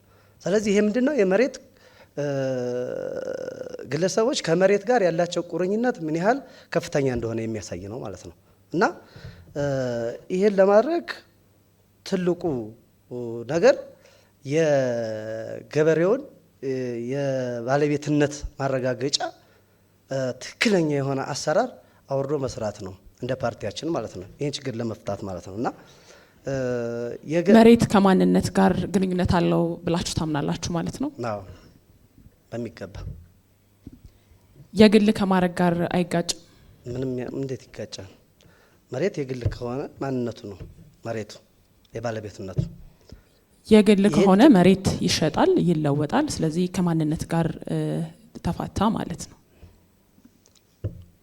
ይሄን እንዴት ታስታርቁታላችሁ? ይህ ሰውዬ የሚሸጠው መሬቱን ገበሬ የሚሸጠው የራሱ ባለቤትነት ማረጋገጫ እስካለው ድረስ እስከ ማረጋገጫ እስከ ባለቤትነቱ መሬቱን ሽጦ የመጠቀም ያም አካል ሲመጣ ያ መሬት የሱ የመሆኑ ማረጋገጫ ያገኛል ማለት ነው። ሌላ ነገር የለውም እኮ። እሺ ወደ ቀጣዩ ፓርቲ አልፋለሁ። ቀጣዩ ፓርቲ የሚሆነው የጎጎት ለጉራጌ አንድነት ፓርቲ ነው። ተመሳሳይ ጥያቄ ነው የሚሆነው። በኢትዮጵያ የመሬት ባለቤትነት ወይም ደግሞ የመሬት ይዞታ ጉዳይና የብሔር የማንነት እንቅስቃሴዎች ወይም ትግሎች ጉዳይ ብዙ ጥያቄና አስተያየት የሚሰጥበት ጉዳይ ነውና ፓርቲያችሁ በዚህ ጉዳይ ላይ ያለው አቋም ምንድን ነው? አመሰግናለሁ። የመሬት ከማንነት ጋር ሳይሆን ከሀገር ባለቤትነት ጋር የተያያዘ ነው ብለን እናምናለን። ቤዚካሊ አንድ ሰው የመሬት ባለቤት መሆን የተሟላ የሀገር ባለቤትነት መንፈስ እንዲኖረው ያደርጋል ብለን እናስባለን። ከማንነት ጋር መሬት በቀጥታ ቅድም ለማንሳት እንደሞከርኩት የማህበረ ኢኮኖሚያዊ መሳሪያ ነው፣ ቱል ነው ብለን ነው የምናምነው። ስለዚህ ፖለቲካል ቱል ነው ብለን አናምንም። ያ ከፖለቲካል ቱል አንጻር ከሚያዩት አንጻር የሚነሳ ክርክር ነው። ስለዚህ እንደ ማንኛውም የምርት ፋክተርስ ኦፍ ፕሮዳክሽን እንደሚባሉት የምርት መሳሪያዎች ወይም ኃይሎች እንደሚባሉት መሬት ቤዚካሊ የግል መሆን አለበት። ቅድም ለማለት እንደሞከር ነው ግን በዛው በሀገራችን ያለው ተጨባጭ ሁኔታ ቅድም ስታነሱ ሶስት አማራጮችን አስቀምጣችሁ ነበርና መሬት የግል ይሆናል። ቤዚካሊ የግል መሆን አለበት። ከሀገር ባለቤትነት ጋር አይጋጭም? ከሀገር ባለቤትነት ጋር ለምን ይጋጫል? አንድ ሰው እንዳውም መሬት ሲኖረው ነው ትክክለኛ የሀገር ባለቤትነት ስሜት፣ ያለ መፈናቀል ስሜት፣ የእንግድነት ስሜት የማይሰማው። በየትኛውም በሚኖርበት የሀገሪቱ ክፍል ሌጋሊ የመሬት ኢንታይትልመንት ሲኖረው የተሟላ የሀገር ባለቤትነት እና የእንግድነት ስሜት የማይሰማው እንዳውም በተቃራኒው የተሟላ የሀገር ባለቤት ያደርገዋል ብለን እናምናለን። ይሄ መሬት የኔ ነው የሚሉ የማህበረሰብ ክፍሎች አሉና የእነሱን ጥያቄ እንዴት ነው የምታስታርቁት?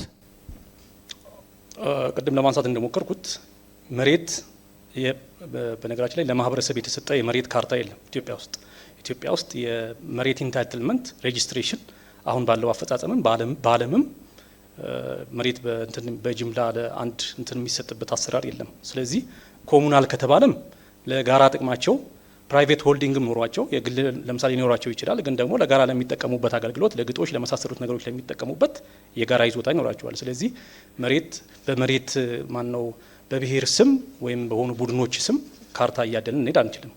ስለዚህ አይጋጭም ነው ቤዚካሊ። እንዳውም ግለሰቦች የበለጠ ኢምፓወር የሚያደርጋቸው የመሬት ባለቤት ሲሆን ነው ብለን። ሰዓት አልቋል። እናመሰግናለን።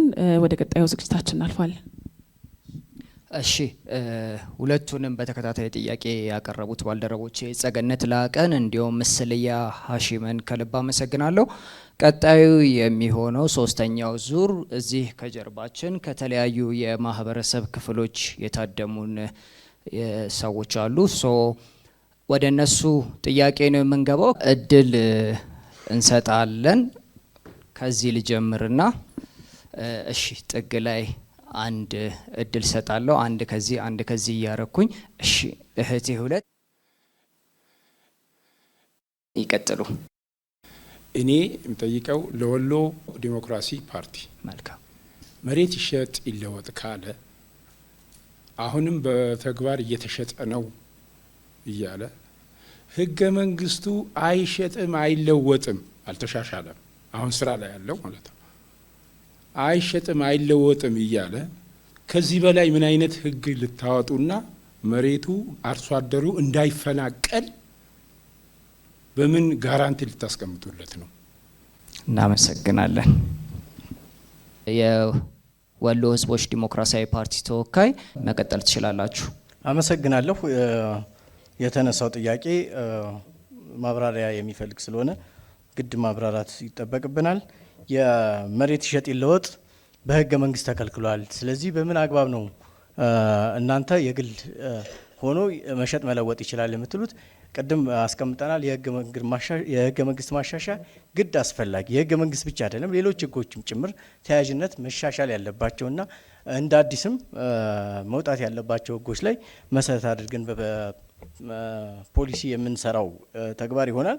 አሁን መሬት እየተሸጠ አይደለም ወይ የሚባለው፣ አሁን መሬት እየተሸጠ ነው እያለ ሳይሆን ጣራና ግድግዳ ነው እየተሸጠ ያለው።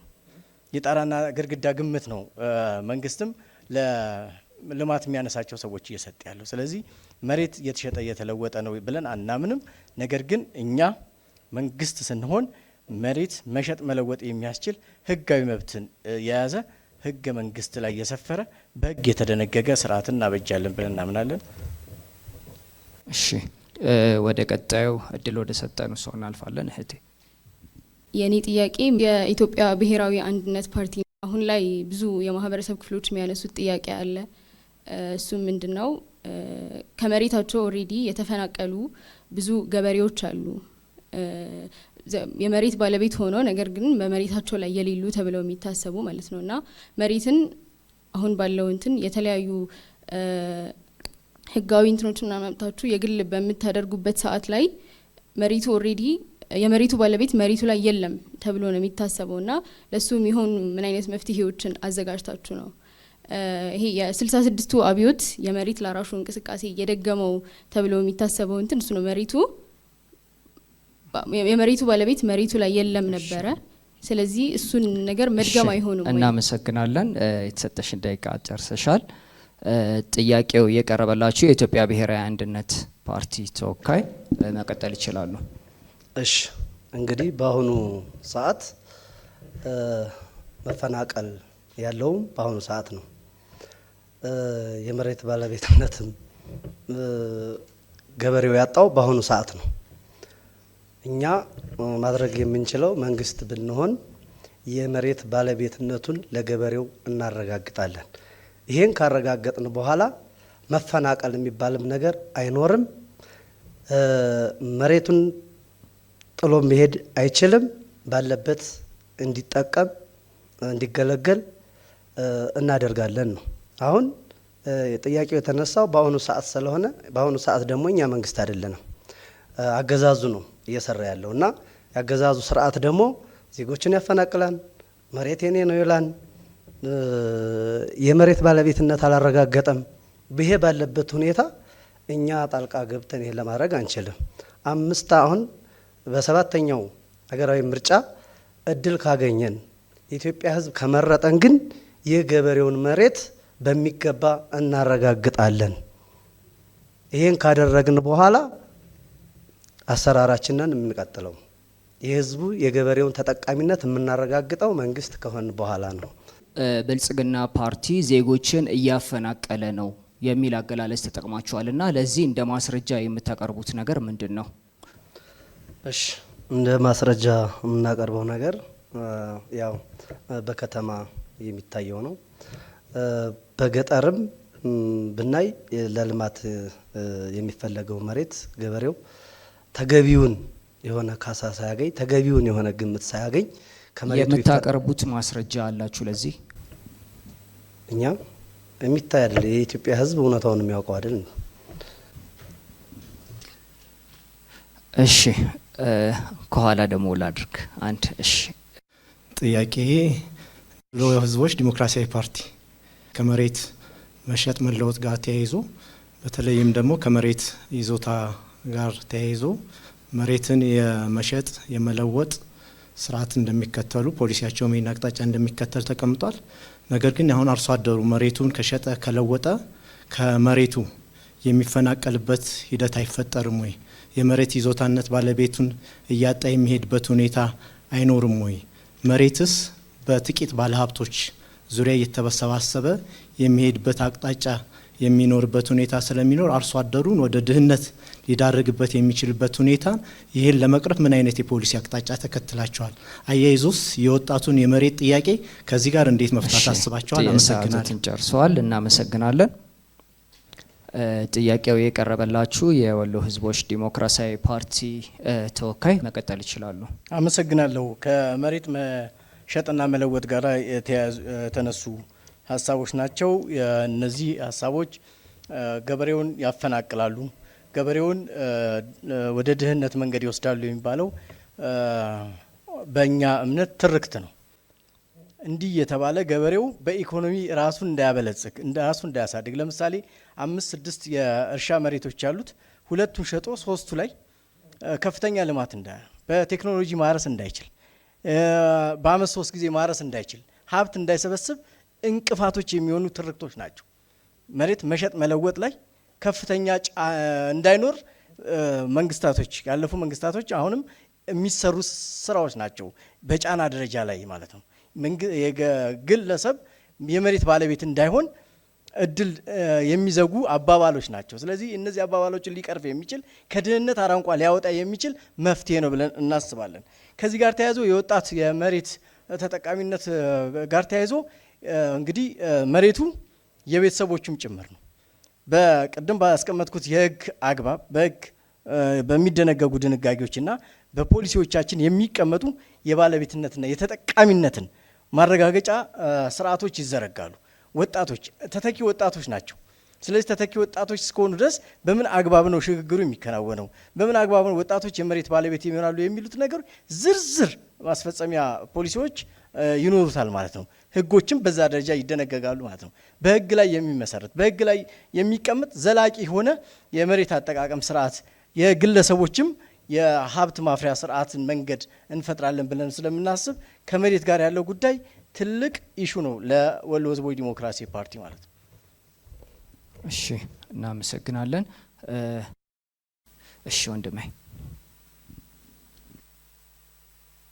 ጥያቄ ለማቅረብ የምፈልገው ለብልጽግና ፓርቲ ነውና አቋም አልያዝንም፣ በህገ መንግስታዊ የህብረተሰቡን ሀሳብ ከተፈሰምን በኋላ ማሻሻያ በማድረግ ነው መልሶ እያሉ ነውና ኢትዮጵያ ውስጥ በነባራዊ ሁኔታ ዲፋክቶ መሬት እየተሸጠ ነው በግልጽም። ይሄ ደግሞ በህግም አግባብ የሌለ በህገ መንግስታዊ አንቀጽ 40 የሚቃረን ነው እና እንዴት ነው ይሄ የሚያሳየው ነገር የለም ወይ? ህዝቡ በግል ንብረት በግል የሆነ መያዝ የፈለገ ነገር አይመስልም ወይ? ይሄ የሆነ የሚጠቁመው ነገር የለም ወይ የሚለው ነው ጥያቄ። እሺ እናመሰግናለን። ጥያቄው የቀረበላችሁ የብልጽግና ፓርቲ ተወካይ መቀጠል ይችላሉ። አመሰግናለሁ። ቀደም ብሎ ባልደረቤ እንደገለጸው ፓርቲያችን ብልጽግና መሬት የኢትዮጵያ ህዝቦች የዘመናት ትግል ጥያቄ ነው ብሎ ያስባል። ጥያቄውን መፈታት ያለበት ህዝቡን ባሳተፈ መንገድ ሊቃን ብቻ የሚወስኑት ሳይሆን ህዝቡ በምልአተ መንገድ መወሰን እንዳለበት ያምናል። ከህገ መንግስቱ ከተቀመጡት ጉዳዮች ባለፈ ዘርፈ ብዙ የሆኑ የኢኮኖሚ ተጠቃሚነትን የሚያረጋግጡ እርምጃዎችን ባልደረባዬ እንደጠቀሰው አድርገናል። ያም ህዝቦችን ተጠቃሚ እያደረገ ነው። ከዛ ባለፈ ግን ፓርቲያችን መሬትን እንደ አንድ ኢኮኖሚ የሸቀጥ ብቻ ሳይሆን የሚያየው የህዝቦችን ማንነት እሴት ጋር የሚተሳሰር ጉዳይ እንዳለው እናምናለን።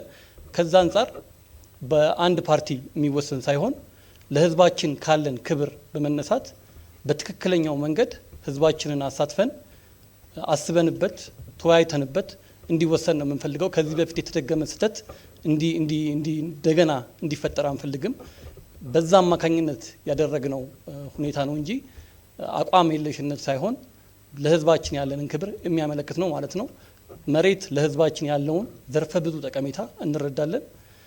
ያንን ማዕከልም አድርገን ካለንም የኢኮኖሚ ደረጃ አንጻር መሬትን በአግባቡ ለመጠቀም የሚያስችል ፍትሐዊነትን ለማረጋገጥ የሚያስችል የኢትዮጵያን ህዝቦች በተገቢ ሁኔታ ለመጥቀም በሚያስችል መንገዶች እርምጃዎች ይወስደናል።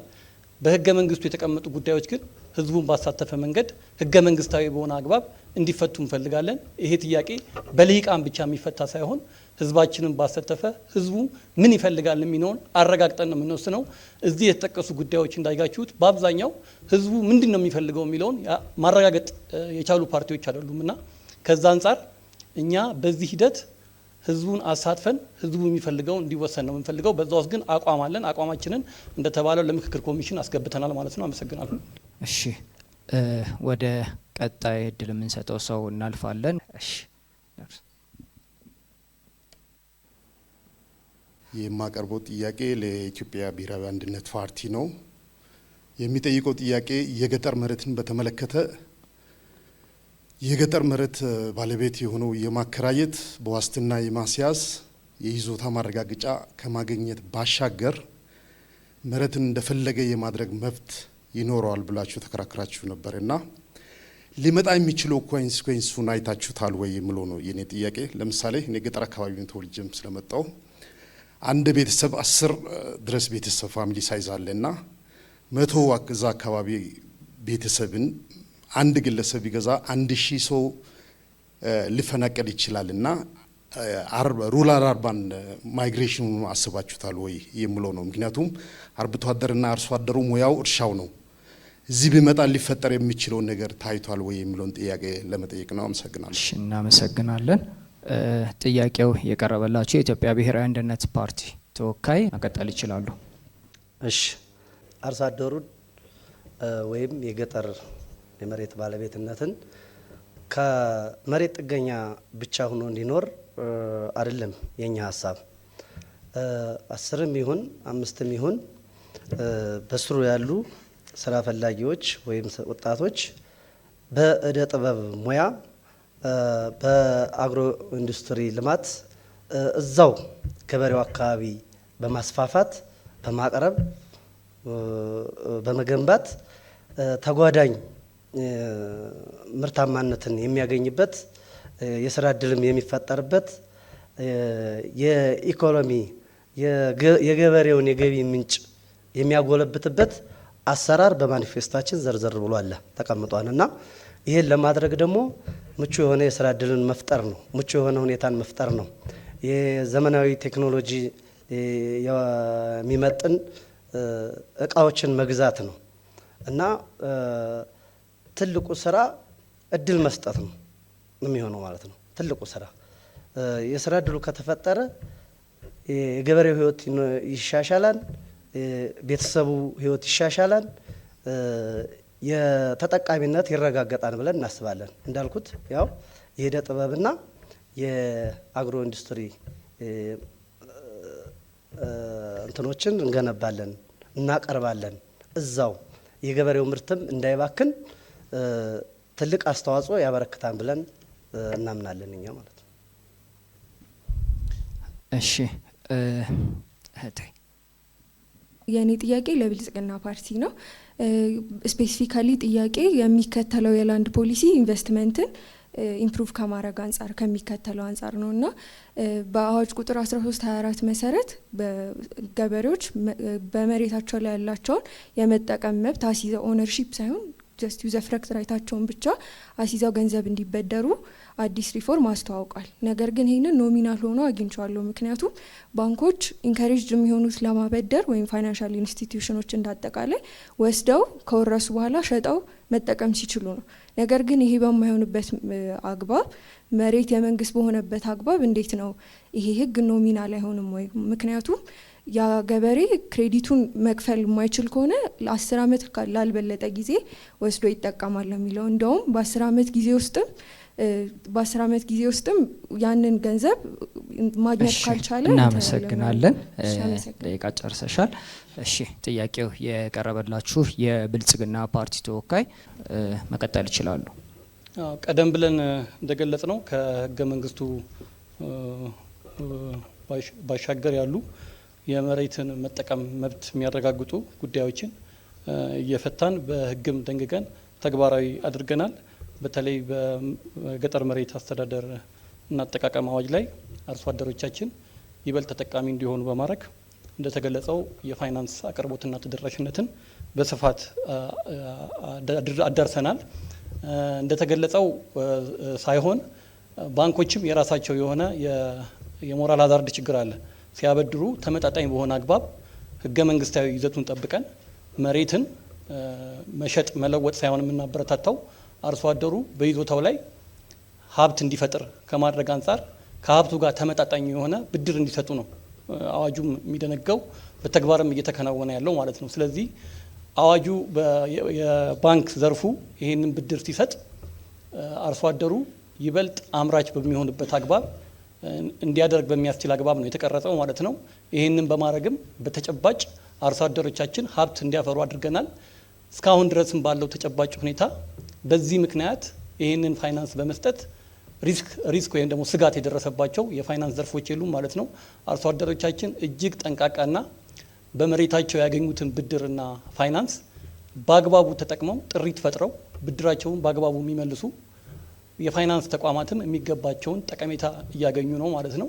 ከዚህ አንጻር ህገ መንግስታዊ በሆነ አግባብ በኮንሲስተንት በሆነ በትክክለኝነቱን በጠበቀ አግባብ በአንድ በኩል አርሶ አደሩ ኢኮኖሚያዊ ተጠቃሚነቱ እንዲጎለበት፣ በሌላ በኩል ደግሞ የፋይናንስ ሴክተሩም አላስፈላጊ ብዝበዛ ውስጥ እንዳይገባ በማድረግ የአርሶ አደሮቻችንን የህዝባችንን ተጠቃሚነት አረጋግጠናል ማለት ነው። ይህንንም በዚህ መሰረትን በማድረግ የሚሻሻሉ ጉዳዮች ግን እያሻሻልን ይበልጥ ተጠቃሚነትን እናረጋግጣለን ማለት ነው። እሺ ወደ ቀጣይ እድል የምንሰጠው ሰው እናልፋለን። እሺ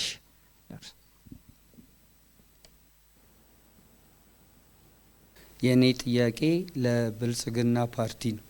ያው ከመሬት ጋር ተያይዞ የመንግስት የወልና የግል የሚለውን እንደምትከተሉ በህገ መንግስት መሰረትም በምክክር ጉባኤ ማሻሻያ መሰረት ነገሮች እንደሚስተካከሉ ትገልጻላችሁ። ነገር ግን ከግል ይዞታ አንጻር በአሁኑ ሰዓት በልማት ምክንያት ግል ይዞታ ያላቸው ሰዎች እየተፈናቀሉ ከአካባቢያቸው እየራቁ ንብረታቸውም ተመጣጣኝ ዋጋ ሳያገኝ እየቀረ ያለበት ሁኔታ አለና ቅድም ከሞዴሬቶችም እንደተገለጸው ይህንን ምክክር ኮሚሽኑ እስኪፈታ ድረስ ለምንድን ነው የግል ባለ ይዞታዎች በአግባቡ እንዲጠቀሙ የማትሰሩት? አመሰግናለሁ። እሺ እናመሰግናለን። መቀጠል ትችላላችሁ። እንደተጠቀሰው ያው በመሬት አስተዳደር አዋጃችን የመንግስትን የወል የግል ይዞታን አረጋግጠናል። በዛ አማካኝነት ተጠቃሚነትን እያረጋግጥን ነው። በህገ መንግስቱም እንደተቀመጠው መሬት ለህዝብ ጠቀሜታ በሚፈለግ መንገድ በሚፈለግበት ወቅት ህግን በተከተለ አግባብ ሊለቀቅ እንደሚችል ይደነጋል። ከዛ በኋላ የወጡ የካሳ ክፍያ አዋጅ እንዲሁም ደግሞ በሌሎችም ህጋዊ አዋጆች የተደነገገ ነው ማለት ነው። በአጠቃላይ በከተማም በገጠርም በምንሰራቸው የልማት ስራዎች መሬት ለህዝብ ጥቅም በሚፈለግበት ወቅት ህግን መሰረት አድርጎ ካሳን በመክፈል ተለዋጭ መሬት በመስጠት እንዲሁም ደግሞ የኢኮኖሚ ተጠቃሚነትን በማረጋገጥ እየተሰራ ያለ ስራ ነው ማለት ነው። በአጠቃላይ በተለይ ፓርቲያችን በቀደመው ወቅት የነበሩ ችግሮችን በመፍታት በከተማ ውስጥ ያሉ የገጠር ቀበሌዎች ለግብርና የሚውሉ መሬቶች በአግባቡ እንዲታወቁ በማድረግ አርሶ አደሮች እንዲደራጁ መሬታቸው እንዲጠበቅ አስፈላጊውን ድጋፍ በመስጠት ተጠቃሚ እንዲሆኑ አድርገናል። በከተማ ውስጥም በምንሰራቸው የልማት ስራዎች ከተሞቻችን ታሪካዊ በሆነ አግባብ በታቀደ አግባብ የተከናወኑ ባለመሆኑ የከተማ መስፈርት የሚያሟሉ አይደሉም። ከዛ አንጻር ደረጃቸውን እንዲጠብቁና ለህዝባችን የሚመጥን ኑሮ ሁኔታ ለመፍጠር ባከናወናቸው የልማት ስራዎች ለልማት የተነሱ ሰዎች አሉ። እነዚያ ለልማት የተነሱ ሰዎች ግን በአግባቡ ህግን በጠበቀ መልክና ካሳን በመክፈል ተለዋጭ መሬትን በመስጠት እንዲሁም ደግሞ ከነበሩበት የተሻለ የኑሮ ሁኔታ በመፍጠር የተከናወነ ነው። በአንድም በሌላ መልክም ይህንን ህዝባችን በተለያየ ደረጃ ያረጋገጠው ነው ማለት ነው። በህግና በስርዓት የተከናወነ ህገ መንግስታዊ መሰረት ያለው እንዲሁም ደግሞ ከህገ መንግስቱ በኋላ በወጡ ህጎች የተደገፈና በምንሰራው ልማት ውስጥ ዜጎችን ተጠቃሚነትን በሚያረጋግጥ አግባብ የተከናወነ ያለ ነው ማለት ነው። በአስተዳደራዊ አግባብ ሊፈጠሩ የሚችሉ ችግሮች የሉም አንሉም። እነዚህን ግን እየፈታን ዜጎቻችንን የልማት ተጠቃሚ እናደርጋለን የሚለው ማለት ነው። ሰዓቶትን ጨርሰዋል። ይሄኛውን ዙር በዚህ የምናጠናቅቅ ይሆናል። ቀጣዩ ዙር የሚሆነው የፖለቲካ ፓርቲዎች አንዳችሁ ለአንዳችሁ እርስ በርስ ጥያቄ የምታቀርቡበት ነው የሚሆነው። በቅደም ተከተላችን መሰረት የመጀመሪያውን ጥያቄ የሚያቀርበው ብልጽግና ፓርቲ ነው። መቀጠል ይችላሉ። እኔ መጠየቅ የምፈልገው መሬት መሸጥ መለወጥን እንደ አቋም ይዞ የቀረቡ የወሎ ዲሞክራሲያዊ ፓርቲንና የኢትዮጵያ አንድነት ዲሞክራሲያዊ ፓርቲ ነው። መሬት መሸጥ መለወጥ የኢትዮጵያ አርሶና አርብቶ አደሮችን የኢኮኖሚ ችግር ይፈታል ብላችሁ ታምናላችሁ ወይ? መሬትን መሸጥና የመለወጥ ፍላጎት በእርግጥ የአርሶ አደሩና የአርብቶ አደሩ ፍላጎት ነው ወይስ የማን ነው የሚለውን በአንደኛነት ለማንሳት እፈልጋለሁ። መሬት መሸጥና መለወጥን በተመለከተ ደግሞ መሬቱን የሚገዛው ማን ነው? ከኢትዮጵያ የሀገር ሉዓላዊነት አንጻር፣ ከአርሶ አደሮች ከአርብቶ አደሮች የኢኮኖሚ ተጠቃሚነት አንጻር እንዴት ነው የምታዩት? የመሬት ይዞታ ባለቤትነትን የሚያሳጣ በአጠቃላይ የሀገራችንን ሉዓላዊነት ችግር ውስጥ የሚከት አጀንዳ ሊሆን አይችልም ወይ? ይህን እንዴት ነው የምታብራሩት የሚለውን ለማንሳት ነው። የመጀመሪያውን ጥያቄ የወሎ ዲሞክራሲያዊ ፓርቲ፣ ሁለተኛውን ጥያቄ ደግሞ የኢትዮጵያ አንድነት። መልካም እሺ፣ በቅደም ተከተሉ መሰረት የወሎ ህዝቦች ዲሞክራሲያዊ ፓርቲ ተወካይ የመጀመሪያውን ጥያቄ የሚመልሱልን ይሆናል። መቀጠል ይችላሉ። አመሰግናለሁ። የብልጽግና ተወካይ ያቀረቡት ጥያቄ አንዳንድ ጊዜ ከራሳቸው ፕሮግራም ጋር የሚጋጭ አይነት ጥያቄ ነው። እኛ መሬት መሸጥ መለወጥ ብለን አስቀምጠናል። እነርሱ ደግሞ መሬቱ በብድር አማካኝነት ወደ ሌላ አካል እንዲተላለፍ ከህገ መንግስት አሰራር ውጭ ጭምር አስቀምጠዋል። አይሸጥም አይለወጥም ይላሉ። ነገር ግን ያስቀመጡት ደግሞ የብድር አገልግሎት ተጠቃሚነትን መሰረት በማድረግ መሬቱ ወደ ሌላ አካል መክፈል የማይችለውን የገበሬ ኃይል በከፍተኛ ገንዘብ ብድር ላይ እንዲወርቅ በማድረግ መሬቱ ወደ ሌላ አካል እንዲተላለፍ ደግሞ እድል የሚፈጥር የህግ ስርዓት ይከተላሉ ማለት ነው። እንደኛ አቋም መሸጥ መለወጥ በገበሬው ማህበረሰብን የተሻለ የኢኮኖሚ ተጠቃሚ ነው የሚያደርገው። ሁለተኛም ከዚህ ጋር የይዘን እንትን ማለት ፈልገው ተጠቃሚ ገዢው ወይም ደግሞ መሬቱን የሚገዛው ኢትዮጵያዊ ነው። ኢትዮጵያዊ ለኢትዮጵያዊ ነው መሬት ግዢ የሚፈጻጸሙት። እኛውን ነፃነቱን መስጠት ላይ ነው ትልቅ ትኩረት ያደረግነው። ነፃ የሆነ ሰው በጥያቄ ያልተሸበበ ሰው ነፃ የሆነ ሰው መሬቱ የኔ ነው ብሎ ሲያስብ የሚፈልገውን ተግባራት ማከናወን ይችላል። ለምሳሌ የግብርና መሬቶች አሉ። ከግብርና መሬቶቹን ኢንዱስትሪ መገንባት አትችልም ብሎ የሚያስር ህግ በተቀመጠበት ሀገር ላይ ባለቤቱ መሸጥ መለወጡ ላይ መሰረት ብቻ አይደለም ሌሎች አገልግሎቶችን መገልገል እንዲችል በመሬቱ ላይ ጭምር እድል የሚፈጥር በራሱ መሬት ነው። በራሱ መሬት የራሱን ሀብት ሊያፈራባቸው የሚችላቸው ብዙ መንገዶችን የሚፈጥር እድል ነው ብለን ነው የምናምነው። እሺ፣ ቀጣዩን ጥያቄ እንዲመልሱ እድል እሰጣለሁ። መሬቱን ማን ነው የሚገዛው የሚለው ጥያቄ እኔ መሰለኝና መሬት አሁን እየገዛ ያለው ገበሬውንስ ማን ነው? እኛስ ብንሆን ማን ነው የሚገዛን? እና ገበሬውን መሬት የሚገዛው መንግስት ነው። ያውም ትክክለኛ ባልሆነ ተመጣጣኝ ባልሆነ ዋጋ እየገዛችሁ ያላችሁት እናንተ መንግስት ናችሁ። እና ግለሰብም ይሁን መንግስትም ይሁን ዝሮ ዝሮ መሬቱ በአግባቡ ገበሬውን ጥቅም ያስከበረ በሚያስከብርበት ሁኔታ መሸጥ አለበት ነው። መንግስትም ይግዛው ግለሰብም ይግዛው ማንም ይግዛው መሬቱ ከዚህ ውጭ ማንም መጥቶ የሚገዛው የለምና እና ስለዚህ በዋናነትም ያው እንዳልኩት እየገዛችሁ ያላችሁት መሬት ከገበሬ እናንተ ናችሁ፣ ብልጽግናዎች ናችሁ ለማለት ነው። እሺ ቀጣዩን ጥያቄ የሚያቀርቡት የወሎ ህዝቦች ዲሞክራሲያዊ ፓርቲ ተወካይ ይሆናሉ። መቀጠል ይችላሉ። አመሰግናለሁ። እንግዲህ ለብልጽግና ፓርቲ የምጠይቀው መሬት ከማንነት ጋር ግንኙነት አለው የሚለው ጥያቄ ላይ አቋማቸውን በግልጽ ቢያስቀምጡ የሚል መነሻ ጥያቄ ነው ያለኝ። ሁለተኛውም ለብልጽግና ነው የማቀርበው። ከመሬት ወረራ ማለት ምን ማለት ነው? በተደጋጋሚ ጊዜ በእንትኖቻቸው መሬት ወረራ ጋር ምናምን ተያያዥነት ያነሳሉና መሬት ወረራ ማለት ብልጽግና ምን ማለት ነው የሚል ጥያቄ ነው ያለኝ። አመሰግናለሁ። እሺ እናመሰግናለን። ሁለቱም ጥያቄ ቀጥታ ለእናንተ ፓርቲ የቀረበ ስለሆነ መቀጠል ይችላሉ። አመሰግናለሁ። የመሬት ባለቤትነት ህገ መንግስቱን በግልጽ እንደሚገልጸው ከማንነት ጋር በእጅጉ የተሳሰረ የተቆራኘ ነው። የኢትዮጵያ ህዝቦች የዘመናት የትግል ውጤት ነው። ብዙ መስዋዕትነት የተከፈለበት ነው። የሀገራችን አንዱ መሰረታዊ የትግል ጥያቄ ራስን በራስ የማስተዳደር ነው። ይሄ ከመሬት ጋር የተገናኘ ስለሆነ ከዚህ አንጻር የመሬት ባለቤትነት በአግባቡ በእጅጉ ከማንነት ጋር የተቆራኘ ነው። መቆራኘት ብቻ ሳይሆን ብዙ መስዋዕትነትም የተከፈለበት ከዛም አልፎ ደግሞ በሀገራችን የፌዴራሊዝም ስርዓትም ተተግብሮ ወደ ራስን በራስ የማስተዳደር መብት ከተረጋገጠን በኋላ በይገባኛል ጥያቄዎች ብዙ ጭቅጭቆች ያሉበት እንደሆነ እናምናለን። ስለዚህ የመሬት ባለቤትነት ከማንነት ጋር በጽኑ የተሳሰረ ነው እያልን ያለ ነው። የመሬት ይዞታ ከማንነት ጋር የተሳሰረ አይደለም ነው።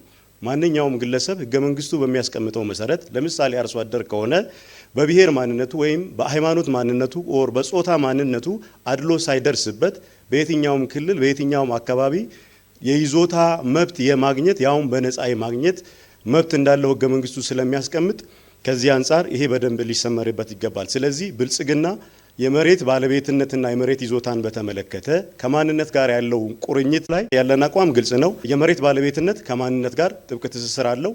የመሬት ይዞታ ግን ማንኛውም ኢትዮጵያዊ በነፃነት የመንቀሳቀስ መብት፣ በነፃነት የትም አካባቢ ሄዶ የመስራት መብት ስላለው አርሶ አደር አርብቶ አደር እስከሆነ ድረስ ወይም ደግሞ አልሚ ኢንቨስተር እስከሆነ ድረስ ኢንቨስተሮች ከኢትዮጵያም ውጪ እየመጡ የመሬት ይዞታን እያገኙ እየሰሩ ያለበት ሁኔታ ነው ያለው ማለት ነው። ስለዚህ ከዚህ አንጻር የመሬት ባለቤትነት ከማንነት ጋር በእጅጉ ይቆራኛል። የመሬት ይዞታ ግን ከማንነት ጋር አይቆራኝም የሚለው በአግባቡ እንዲሰመርበት። የመሬት ወረራ ማለት በአጠቃላይ በህገ መንግስቱ በአዋጁና ቀጥሎ ባለው መሬትን የሚያስተዳድሩ አካላት የመሬት አጠቃቀም እቅድን ማዕከል ባደረገ መልኩ በህጋዊ መንገድ ሰርቲፊኬት ሳይሰጡ ወይም ደግሞ የይዞታ ማረጋገጫን ሳይሰጡ በተለያየ መንገድ ግለሰቦች ለራሳቸው ጥቅም በህገወጥ መንገድ ለማዋል የሚሄዱበት አካሄድ ማለት ነው። ስለዚህ ይሄ በከተሞች አካባቢ በህገወጥ ግንባታ የሚገለጽ ነው። ሰፋ ባለ መንገድ የይዞታ ማረጋገጫ ካርታ ሳይኖራቸው የባለቤትነት ማረጋገጫ ካርታ ሳይኖራቸው ህገወጥ ቤቶችን የሚገነቡበት፣ በገጠሮች አካባቢም እንዲሁ ለተለያየ ጥቅም ሊውሉ የሚችሉ የመሬት አጠቃቀም ፕላኑ የሚያመላክተው መሬቱ ምናልባት ተራራማ ሊሆን ይችላል፣ ለደን የሚሆን ሊሆን ይችላል። ያንን ለእርሻ አገልግሎት ለኢኮኖሚ ጥቅም ለማዋል የሚደረጉ እንቅስቃሴዎች ከመሬት ወረራ ጋር የሚያያዙ ናቸው ማለት ነው። ስለዚህ በአጠቃላይ የመሬት ወረራ ማለት በህጋዊ መንገድ መሬትን የመስጠት ታይትል ዲድን ወይም ደግሞ የመሬት ባለቤትነትን ማረጋገጥ ስልጣን ያለው አካል የዛ የመሬት ባለቤትነት በከተማም ሆነ በገጠር ህጋዊ በሆነ መንገድ መሬትን ሳያስተላልፍ ግለሰቦች ለኢኮኖሚያዊ ጠቀሜታ ብለው ለራሳቸው ኢኮኖሚ ጥቅም ባልተገባ መንገድ ህገወጥ በሆነ መንገድ የሚይዙት የመሬት ይዞታን ያመለክታል። በከተማም በገጠርም ያለ ነው። በከተማ ያለው በህገወጥ ግንባታ ይገለጻል። በገጠር አካባቢ ያለው ደግሞ የተለያዩ ቦታዎችን ለእርሻ ልማት ለማዋል፣ ለግጦሽ ለማዋል ኦር ለግል ጥቅም ለማዋል ከሚደረጉ እንቅስቃሴዎች ጋር የሚያያዝ ነው። ይህንንም መልክ ለማስያዝ ፓርቲያችን ባለፉት ዓመታት በርካታ የማስተካከል ስራዎችን፣ ህግን የማስከበር ስራዎችን መሬት በተያዘላቸው የልማት እቅድ መሰረት ተግባር ላይ እንዲውሉ ከማድረግ አኳያ በጣም ውጤታማ የሚባሉ ስራዎችን ሰርተዋል ለማለት ነው። አመሰግናለሁ። መልካም። ቀጣዩን ጥያቄ የመጠየቅ እድሉ ያሉት የኢትዮጵያ ብሔራዊ አንድነት ፓርቲ ተወካይ ኖት፣ መቀጠል ይችላሉ። እሺ፣ አመሰግናለሁ። በቅድሚያ መጠየቀው ለብልጽግና ነው። ጥያቄ ብልጽግና ያልሰራቸውን ስራዎች ሰራው ይላል። ለምሳሌ ከ110% ስራ ሰርቷን ብንል 90% ያልተሰራን ስራ 10% በተሰራው ስራ ለመሸፈን የምትሮጡት ነገር ትክክል ነው ወይ? አግባብነትስ አለው ወይ? ትንሽዬ የተሰራ ስራ አግዝፋችሁ ለህዝቡ ይሄን ያህል ሰርተንልሃን ይሄን ያህል አድርገንልሃን ማለቱ ተገቢ ነው ወይ? መንግስቱ ናችሁ ሀገር እየመራችሁ ቢያንስ እንኳን ከ50 እና ከ50 ከመሬት ጋር በተያያዘ ስፔሲፊካሊ ከዚህ ጋር ያላችሁ ጥያቄ ያው ከመሬት ከከተማ የህዝቦች የመኖሪያ ቤት ችግር አለ፣ የመንገድ አለ፣ የውሃ አለ። ውሃን ብናነሳ ያባይል ውሃ ጠማው ነው። ውሃ ላይ ቁጭ ብለን ውሃ የሚጠማን ዜጎች ነን ማለት ነው እንደ ኢትዮጵያ ማለት ነው። ስለዚህ ውሃ በፈረቃ የሚመጣበት፣ መብራት በፈረቃ የሚመጣበት፣ መንገዶች ተጨናንቀው ህብረተሰቡ በአግባቡ ስራ በሰዓቱ የሚገባና የሚወጣ አይደለም፣ በችግር ላይ ነው ያለው። ይሄን ሁሉ ስራ ሳይሰሩ አንድ ትንሽ ስራ ሰርተው ያንን አግዝፈው ሰርተንልሃን ማለቱ ተገቢ ነው ወይ የሚለውን ነገር እንዲመልሱልኝ እፈልጋለሁ። የተነሳው ጥያቄ ምንም ማስረጃ የሌለው ነው። እኛ ያልሰራነውን ሰራን ብለን አንገልጽም። መሬትን የአርሶ አደርና የአርብቶ አደር የኢኮኖሚ መጠቀሚያ በማድረግ የሰራናቸውን ስራዎች ብቻ ለመግለጽ የዛሬ 8 ዓመት በኢትዮጵያ ይታረስ የነበረው የመሬት መጠን በመኸር ብቻ ወደ 13.8 ሚሊዮን ሄክታር ገደማ ነው። በመሬት ይዞታ ማሻሻልና ባወጣናቸው የህግና የአሰራር ማቀፎች 20 ሚሊዮን ሄክታር ማድረስ ችለናል። ከዚህ ውስጥ ደግሞ በዚህ አሰራር በአዋጁ በተቀመጠው አካሄድ ከ500 ሺህ ሄክታር በታች የነበረው በክላስተር የሚለማውን 13 ሚሊዮን ሄክታር ማድረስ ችለናል። ኢትዮጵያ ከውጭ ታስገባ የነበረውን በየአመቱ ከ1 ቢሊዮን የአሜሪካ ዶላር በላይ አውጥታ የምታስገባውን ስንዴ በሀገር ውስጥ አምርተን መተካት ችለናል እና ምናልባት መረጃ ስለሌላቸው ሊሆን ይችላል እንጂ ይሄ ትልቅ ውጤት የመላው ኢትዮጵያውያን አርሶ አደሮችና አርብቶ አደሮች ጥረት ስለሆነ ብልጽግናን ለማጥላላት ተብሎ ይህንን ጥረትና ውጤት ማንኳሰስ ተገቢነት አለው ብለን አናምንም። ከዛም ባለፈ ባለፉት 8 ዓመታት ብቻ ባደረግነው እንቅስቃሴ የግብርና ጂዲፒ በ56% እድገት አሳይቷል። የሰው ኃይል ምርታማነታችን 47% ጭማሪ አሳይቷል።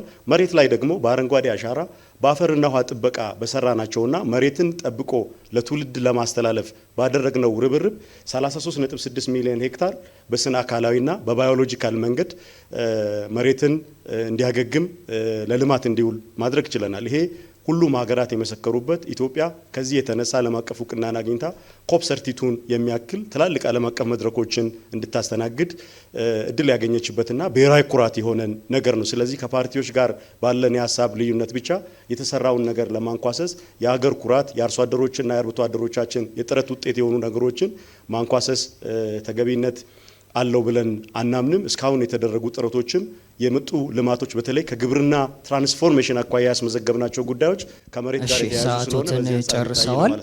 ቀጣዩን ጥያቄ የሚያቀርቡት የጎጎት ለጉራጌ አንድነትና ፍትህ ተወካይ ይሆናሉ። አመሰግናለሁ። ሁለት ጥያቄ ነው የማቀርበው፣ ለብልጽግና ፓርቲ ነው የማቀርበው። የመጀመሪያው ጥያቄ የሚሆነው ብልጽግና 2016 ላይ 1324 ህዝባር 16 በወጣው አዋጅ ላይ መሬት የሚገኘው በውርስ በስጦታና በመንግስት ነው የሚል የተያያዘ ነገር አለው። ከዛ ውስጥ በውርስ በተያያዘው ላይ ይሄ ይርጋ ለማረጋገጥ 15 ዓመት 10 ዓመት የነበረው ወደ 15 ዓመት ዞሯል። ስለዚህ ምንድን ነው መነሻችሁ ወደ 15 ዓመት ከ10 ወደ 15 የሄደበት ምክንያት? ስለዚህ ምክንያቱም ከ0 እስከ 5 ዓመት ያሉ ህጻናት ወላጅ አልባ አጋጣሚ የሚያጡ ህጻናትን ታሳቢ ያላደረገ ነው የሚል እምነት ስላለን ማለት ነው። ምክንያቱም ከ18 ዓመት በኋላ መብት አለኝ ብሎ የመጠየቅና የመከራከር እድል ስለሌላቸው፣ ስለዚህ ንብረታቸውን የመወረስ እድል ስላለው ይህንን በምን ታሳቢ አድርጋችሁ የ15 ዓመት እንደሆነ ቢብራራ። ሁለተኛው ጥያቄ መንግስት የመሬት ነጋዴ ነው የሚል እምነት አለ፣ በገጠርም በከተማ። ለምሳሌ ገጠሩን አርሶ አደር በከብትና በዛፍ ግብር እንዲከፍል ይገደዳል። ባይተዋርነትን ተላብሷል። ስለዚህ ይሄ ባይተዋር የሆነውን አርሶ አደር ባለይዞታ ነህ ማለት ይቻላል ወይ? የመሬት ተጠቃሚ ነህ ማለት ይቻላል ወይ? ስለዚህ መች ነው ትልቁ የገቢ ምንጭ አድርጎ የሚወስደው የመሬት እንቅስቃሴ መች ነው ይህንን ሊያቆም የሚችለው መንግስት የሚል ነገር አለኝ። አመሰግናለሁ። መቀጠል ይችላሉ። አመሰግናለሁ። አዋጁ የህዝብ ተወካዮች ምክር ቤትና አጠቃላይ የሀገሪቷ ህግ እንጂ የብልጽግና የፓርቲ ማኒፌስቶ አይደለም። ስለዚህ ከዚህ አንጻር የአዋጁን አንቀጾች ኮት እያደረጉ እንደ ብልጽግና አቋም አንስቶ መጠየቅ ተገቢነት አለው ብለን አናምንም። በዋናነት ግን አዋጁ የመንግስት አዋጅ እንደመሆኑ መጠን እንደ ፓርቲ አክብረን የምንሰራውና ለአዋጁ ተግባራዊነት እየተረባረብን ያለን አካላት እንደመሆናችን መጠን መሬትን ህዝባችን በተለይ ደግሞ በገጠር የሚኖረው አርሶና አርብቶ አደር የሚያገኝባቸውን መንገዶች በአዋጁ ውስጥ በዝርዝር ተቀምጧል። በዚህም መሰረት አንዱና መሰረታዊ ጉዳይ መንግስት የሚያደርገው ክፍፍል ነው። ቅድም የጠቀስኩት የሚታረስ መሬት መስፋፋት የመጣው መንግስት ወጣቶችን ትኩረት አድርጎ በጥቃቅንና አነስተኛ እየተደራጁ ከዛም ባለፈ ደግሞ የይዞታ ባለቤት እየሆኑ ወደ ምርትና ምርታማነት እንዲገቡ በተደረገ ያለ እንቅስቃሴ የመጣ ውጤት ነው ማለት ነው። ስለዚህ አንዱ ከዚህ አንጻር መታየት አለበት። ከዛ በተረፈ ግን የይርጋ ጊዜው በመሬት ይዞታ መጠቀም መብቱ ላይ መብት ያላቸው ሴቶች፣ መብት ያላቸው ህጻናት፣ አካል ጉዳተኞችና አረጋውያን ከዚህ አንጻር የሚተላለፉ መሬቶች ላይ መብት እንዳያጡ የይርጋ ገደቡን ማራዘም ትክክለኛ ነው ብለን ነው የምናምነው። የፓርቲያችን የማኒፌስቶ አካልም ባይሆን ማለት ነው። ከዛም ባለፈ ህጻናትና አካል ጉዳተኞችን እንዲሁም ሴቶችን መብት ያሳጣል የሚለው በፍጹም አይደለም። አዋጁን ተፎካካሪያችን ሙሉ በሙሉ ያነበቡት አይመስለኝም እንጂ የአዋጁ መግቢያና ወደ ኋላ ላይ ያሉ አንቀጾች የሚያመላክቱት አዋጁን በአዲስ መልክ ማውጣት ያስፈለገበት ልዩ ድጋፍ የሚሹ ህጻናትን፣ አረጋውያንን፣ አካል ጉዳተኞችንና በተለያየ መንገድ ድጋፍ የሚያስፈልጋቸው አካላት ከመሬት ይዞታ ተጠቃሚነት አንጻር ያላቸው መብት እንዳይገፈፍ ታሳቢ ያደረገ ነው የሚል ነው የሚያነሳው። ስለዚህ ከዚህ አንጻር ጊዜው መራዘሙ መብትን የሚጠይቁ ከውርስ አንጻር መብትን የሚጠይቁ ሰዎች በተሻለ ሁኔታ ተጠቃሚ የሚያደርጋቸው እንጂ በመራዘሙ የሚጎዳ የሚገፋ ወይም ደግሞ ማግኘት ከሚገባው የኢኮኖሚ ጥቅም የሚያጣ አካል ያለ አይመስለኝም ማለት ነው። ከዛ ባለፈ በመሬት ይዞታን በተመለከተ ግብር መክፈሉ በከብት በሚያመርተው ኢኮኖሚው በሚያመነጨው አጠቃላይ እንቅስቃሴ ውስጥ ግብር መክፈል አስፈላጊና ወሳኝ ነው ብለን ነው የምናምነው። ስለዚህ አርሶና አርብቶ አደሮቻችን በጣም ሚኒማል የሆነ ተመጣጣኝ የሆነ የመሬት አጠቃቀም ግብር ይከፍላሉ። ከዛም ባለፈ ደግሞ በተለያዩ ምርቶች በተመረተው ልክ ግብር መክፈል የትኛውም ሀገር ላይ የሚተገበር ነው። አጠቃላይ ኢኮኖሚያችን ከሚያመነጨው የምንሰበስበውን የግብር መጠን ካየን ከሰብ ሰሃራን አፍሪካ ወይም ደግሞ ከሰሃራ በታች ካሉ የአፍሪካ ሀገሮች እንኳን አንጻር በሚታይበት ጊዜ የጂዲፒው እና የታክሱ ምጣኔ በጣም ዝቅተኛ ደረጃ ያለ ነው ማለት ነው። ስለዚህ አርብቶ አደራችን የመንግስትን ግብር መክፈል እንደ ኩራት ነው የሚያየው፣ እንደ ይዞታ ማረጋገጫ መብቱ ነው የሚያየው። ግብርን መክፈል፣ ህግን ማክበር እንደ ኩራት ነው የሚያየው እንጂ ባመረተው ባለማውና በተጠቀመው ልክ እንዲሁም ደግሞ ባለው የመሬት ይዞታ ላይ ግብር ስለመክፈሉ እስካሁን በነበረን የአስተዳደር ሂደት እስካሁን በነበረን ከአርሶ አደሮቻችን ጋር ባለን የቅርብ ግንኙነትና የልማት ስራዎች ላይ እንደ ቅሬታ ሲነሳ አይተንም አስተውለንም አናቅም።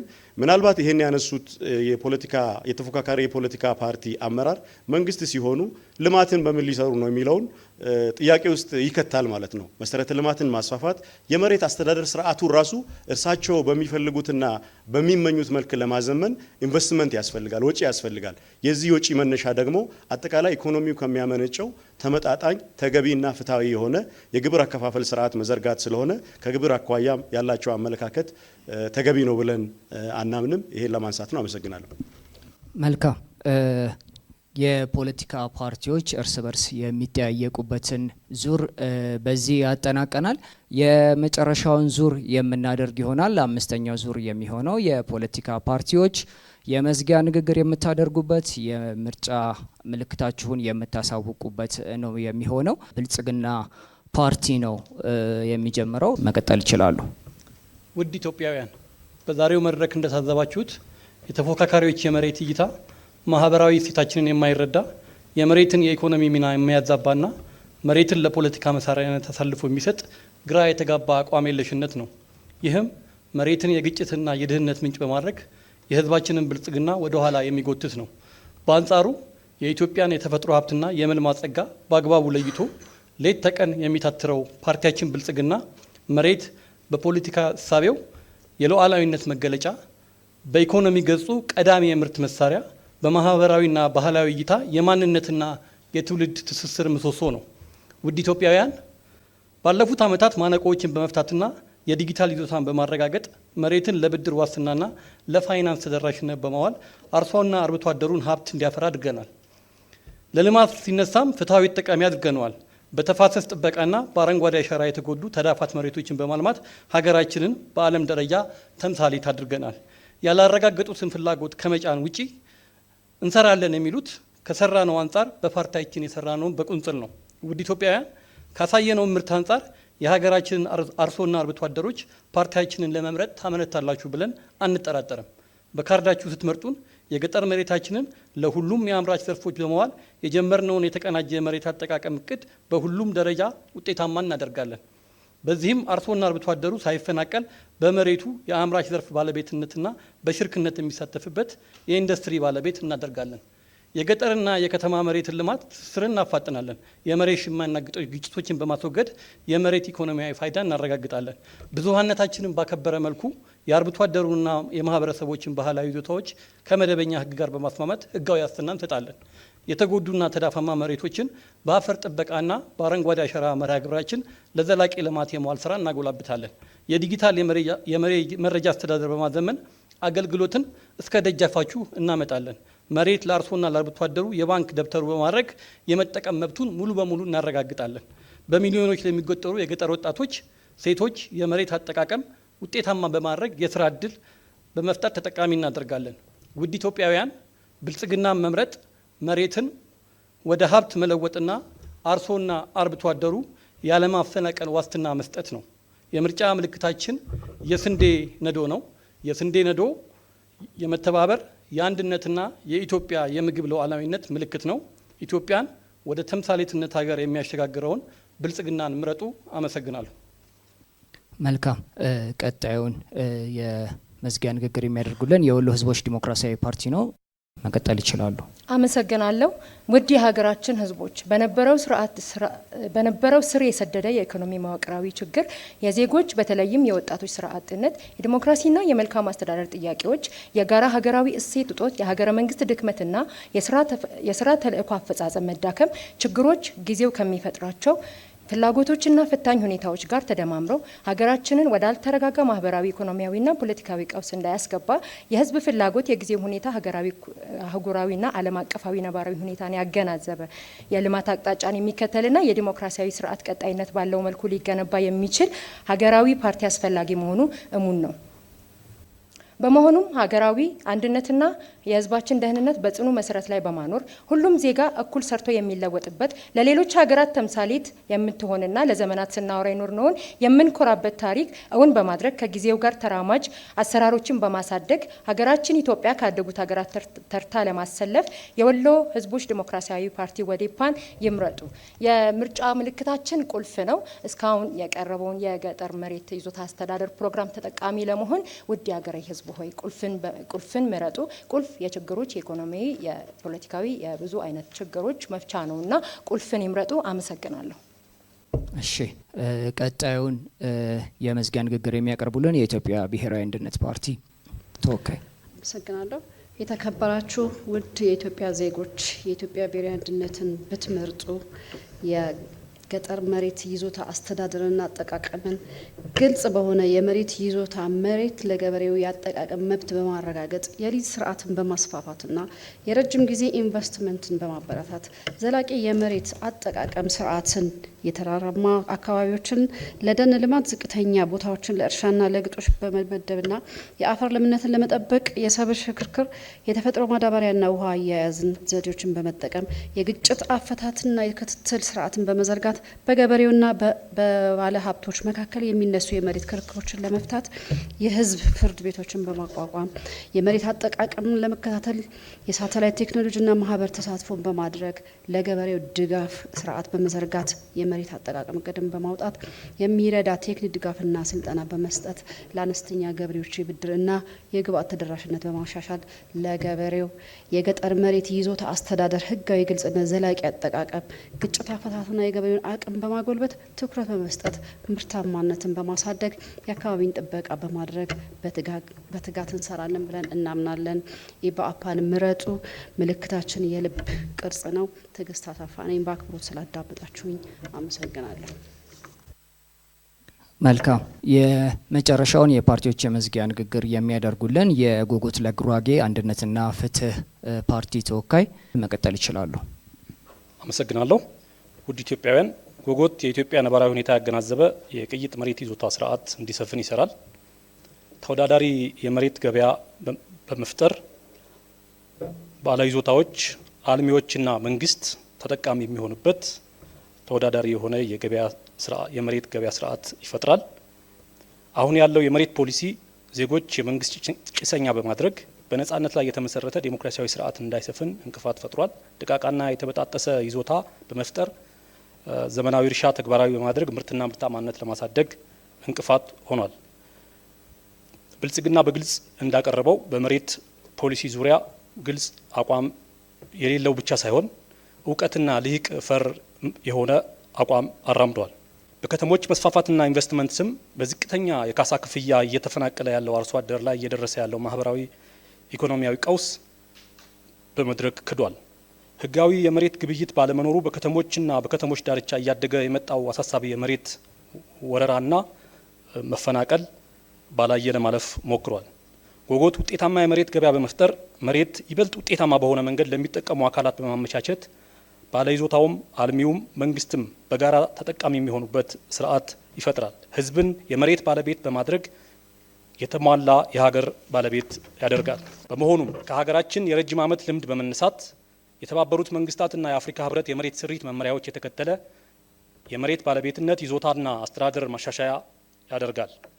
የቅይጥ ይዞታ ባለቤትነት በመፍጠር ተወዳዳሪ የገበያ ስርዓት በመፍጠር ገለልተኛ የካሳ ትመና ተቋም በመፍጠር ዜጎች ያለአግባብ የሚፈናቀሉበት ያለ በቂ ካሳ የሚፈናቀሉበትን አሰራር ያስቀራል።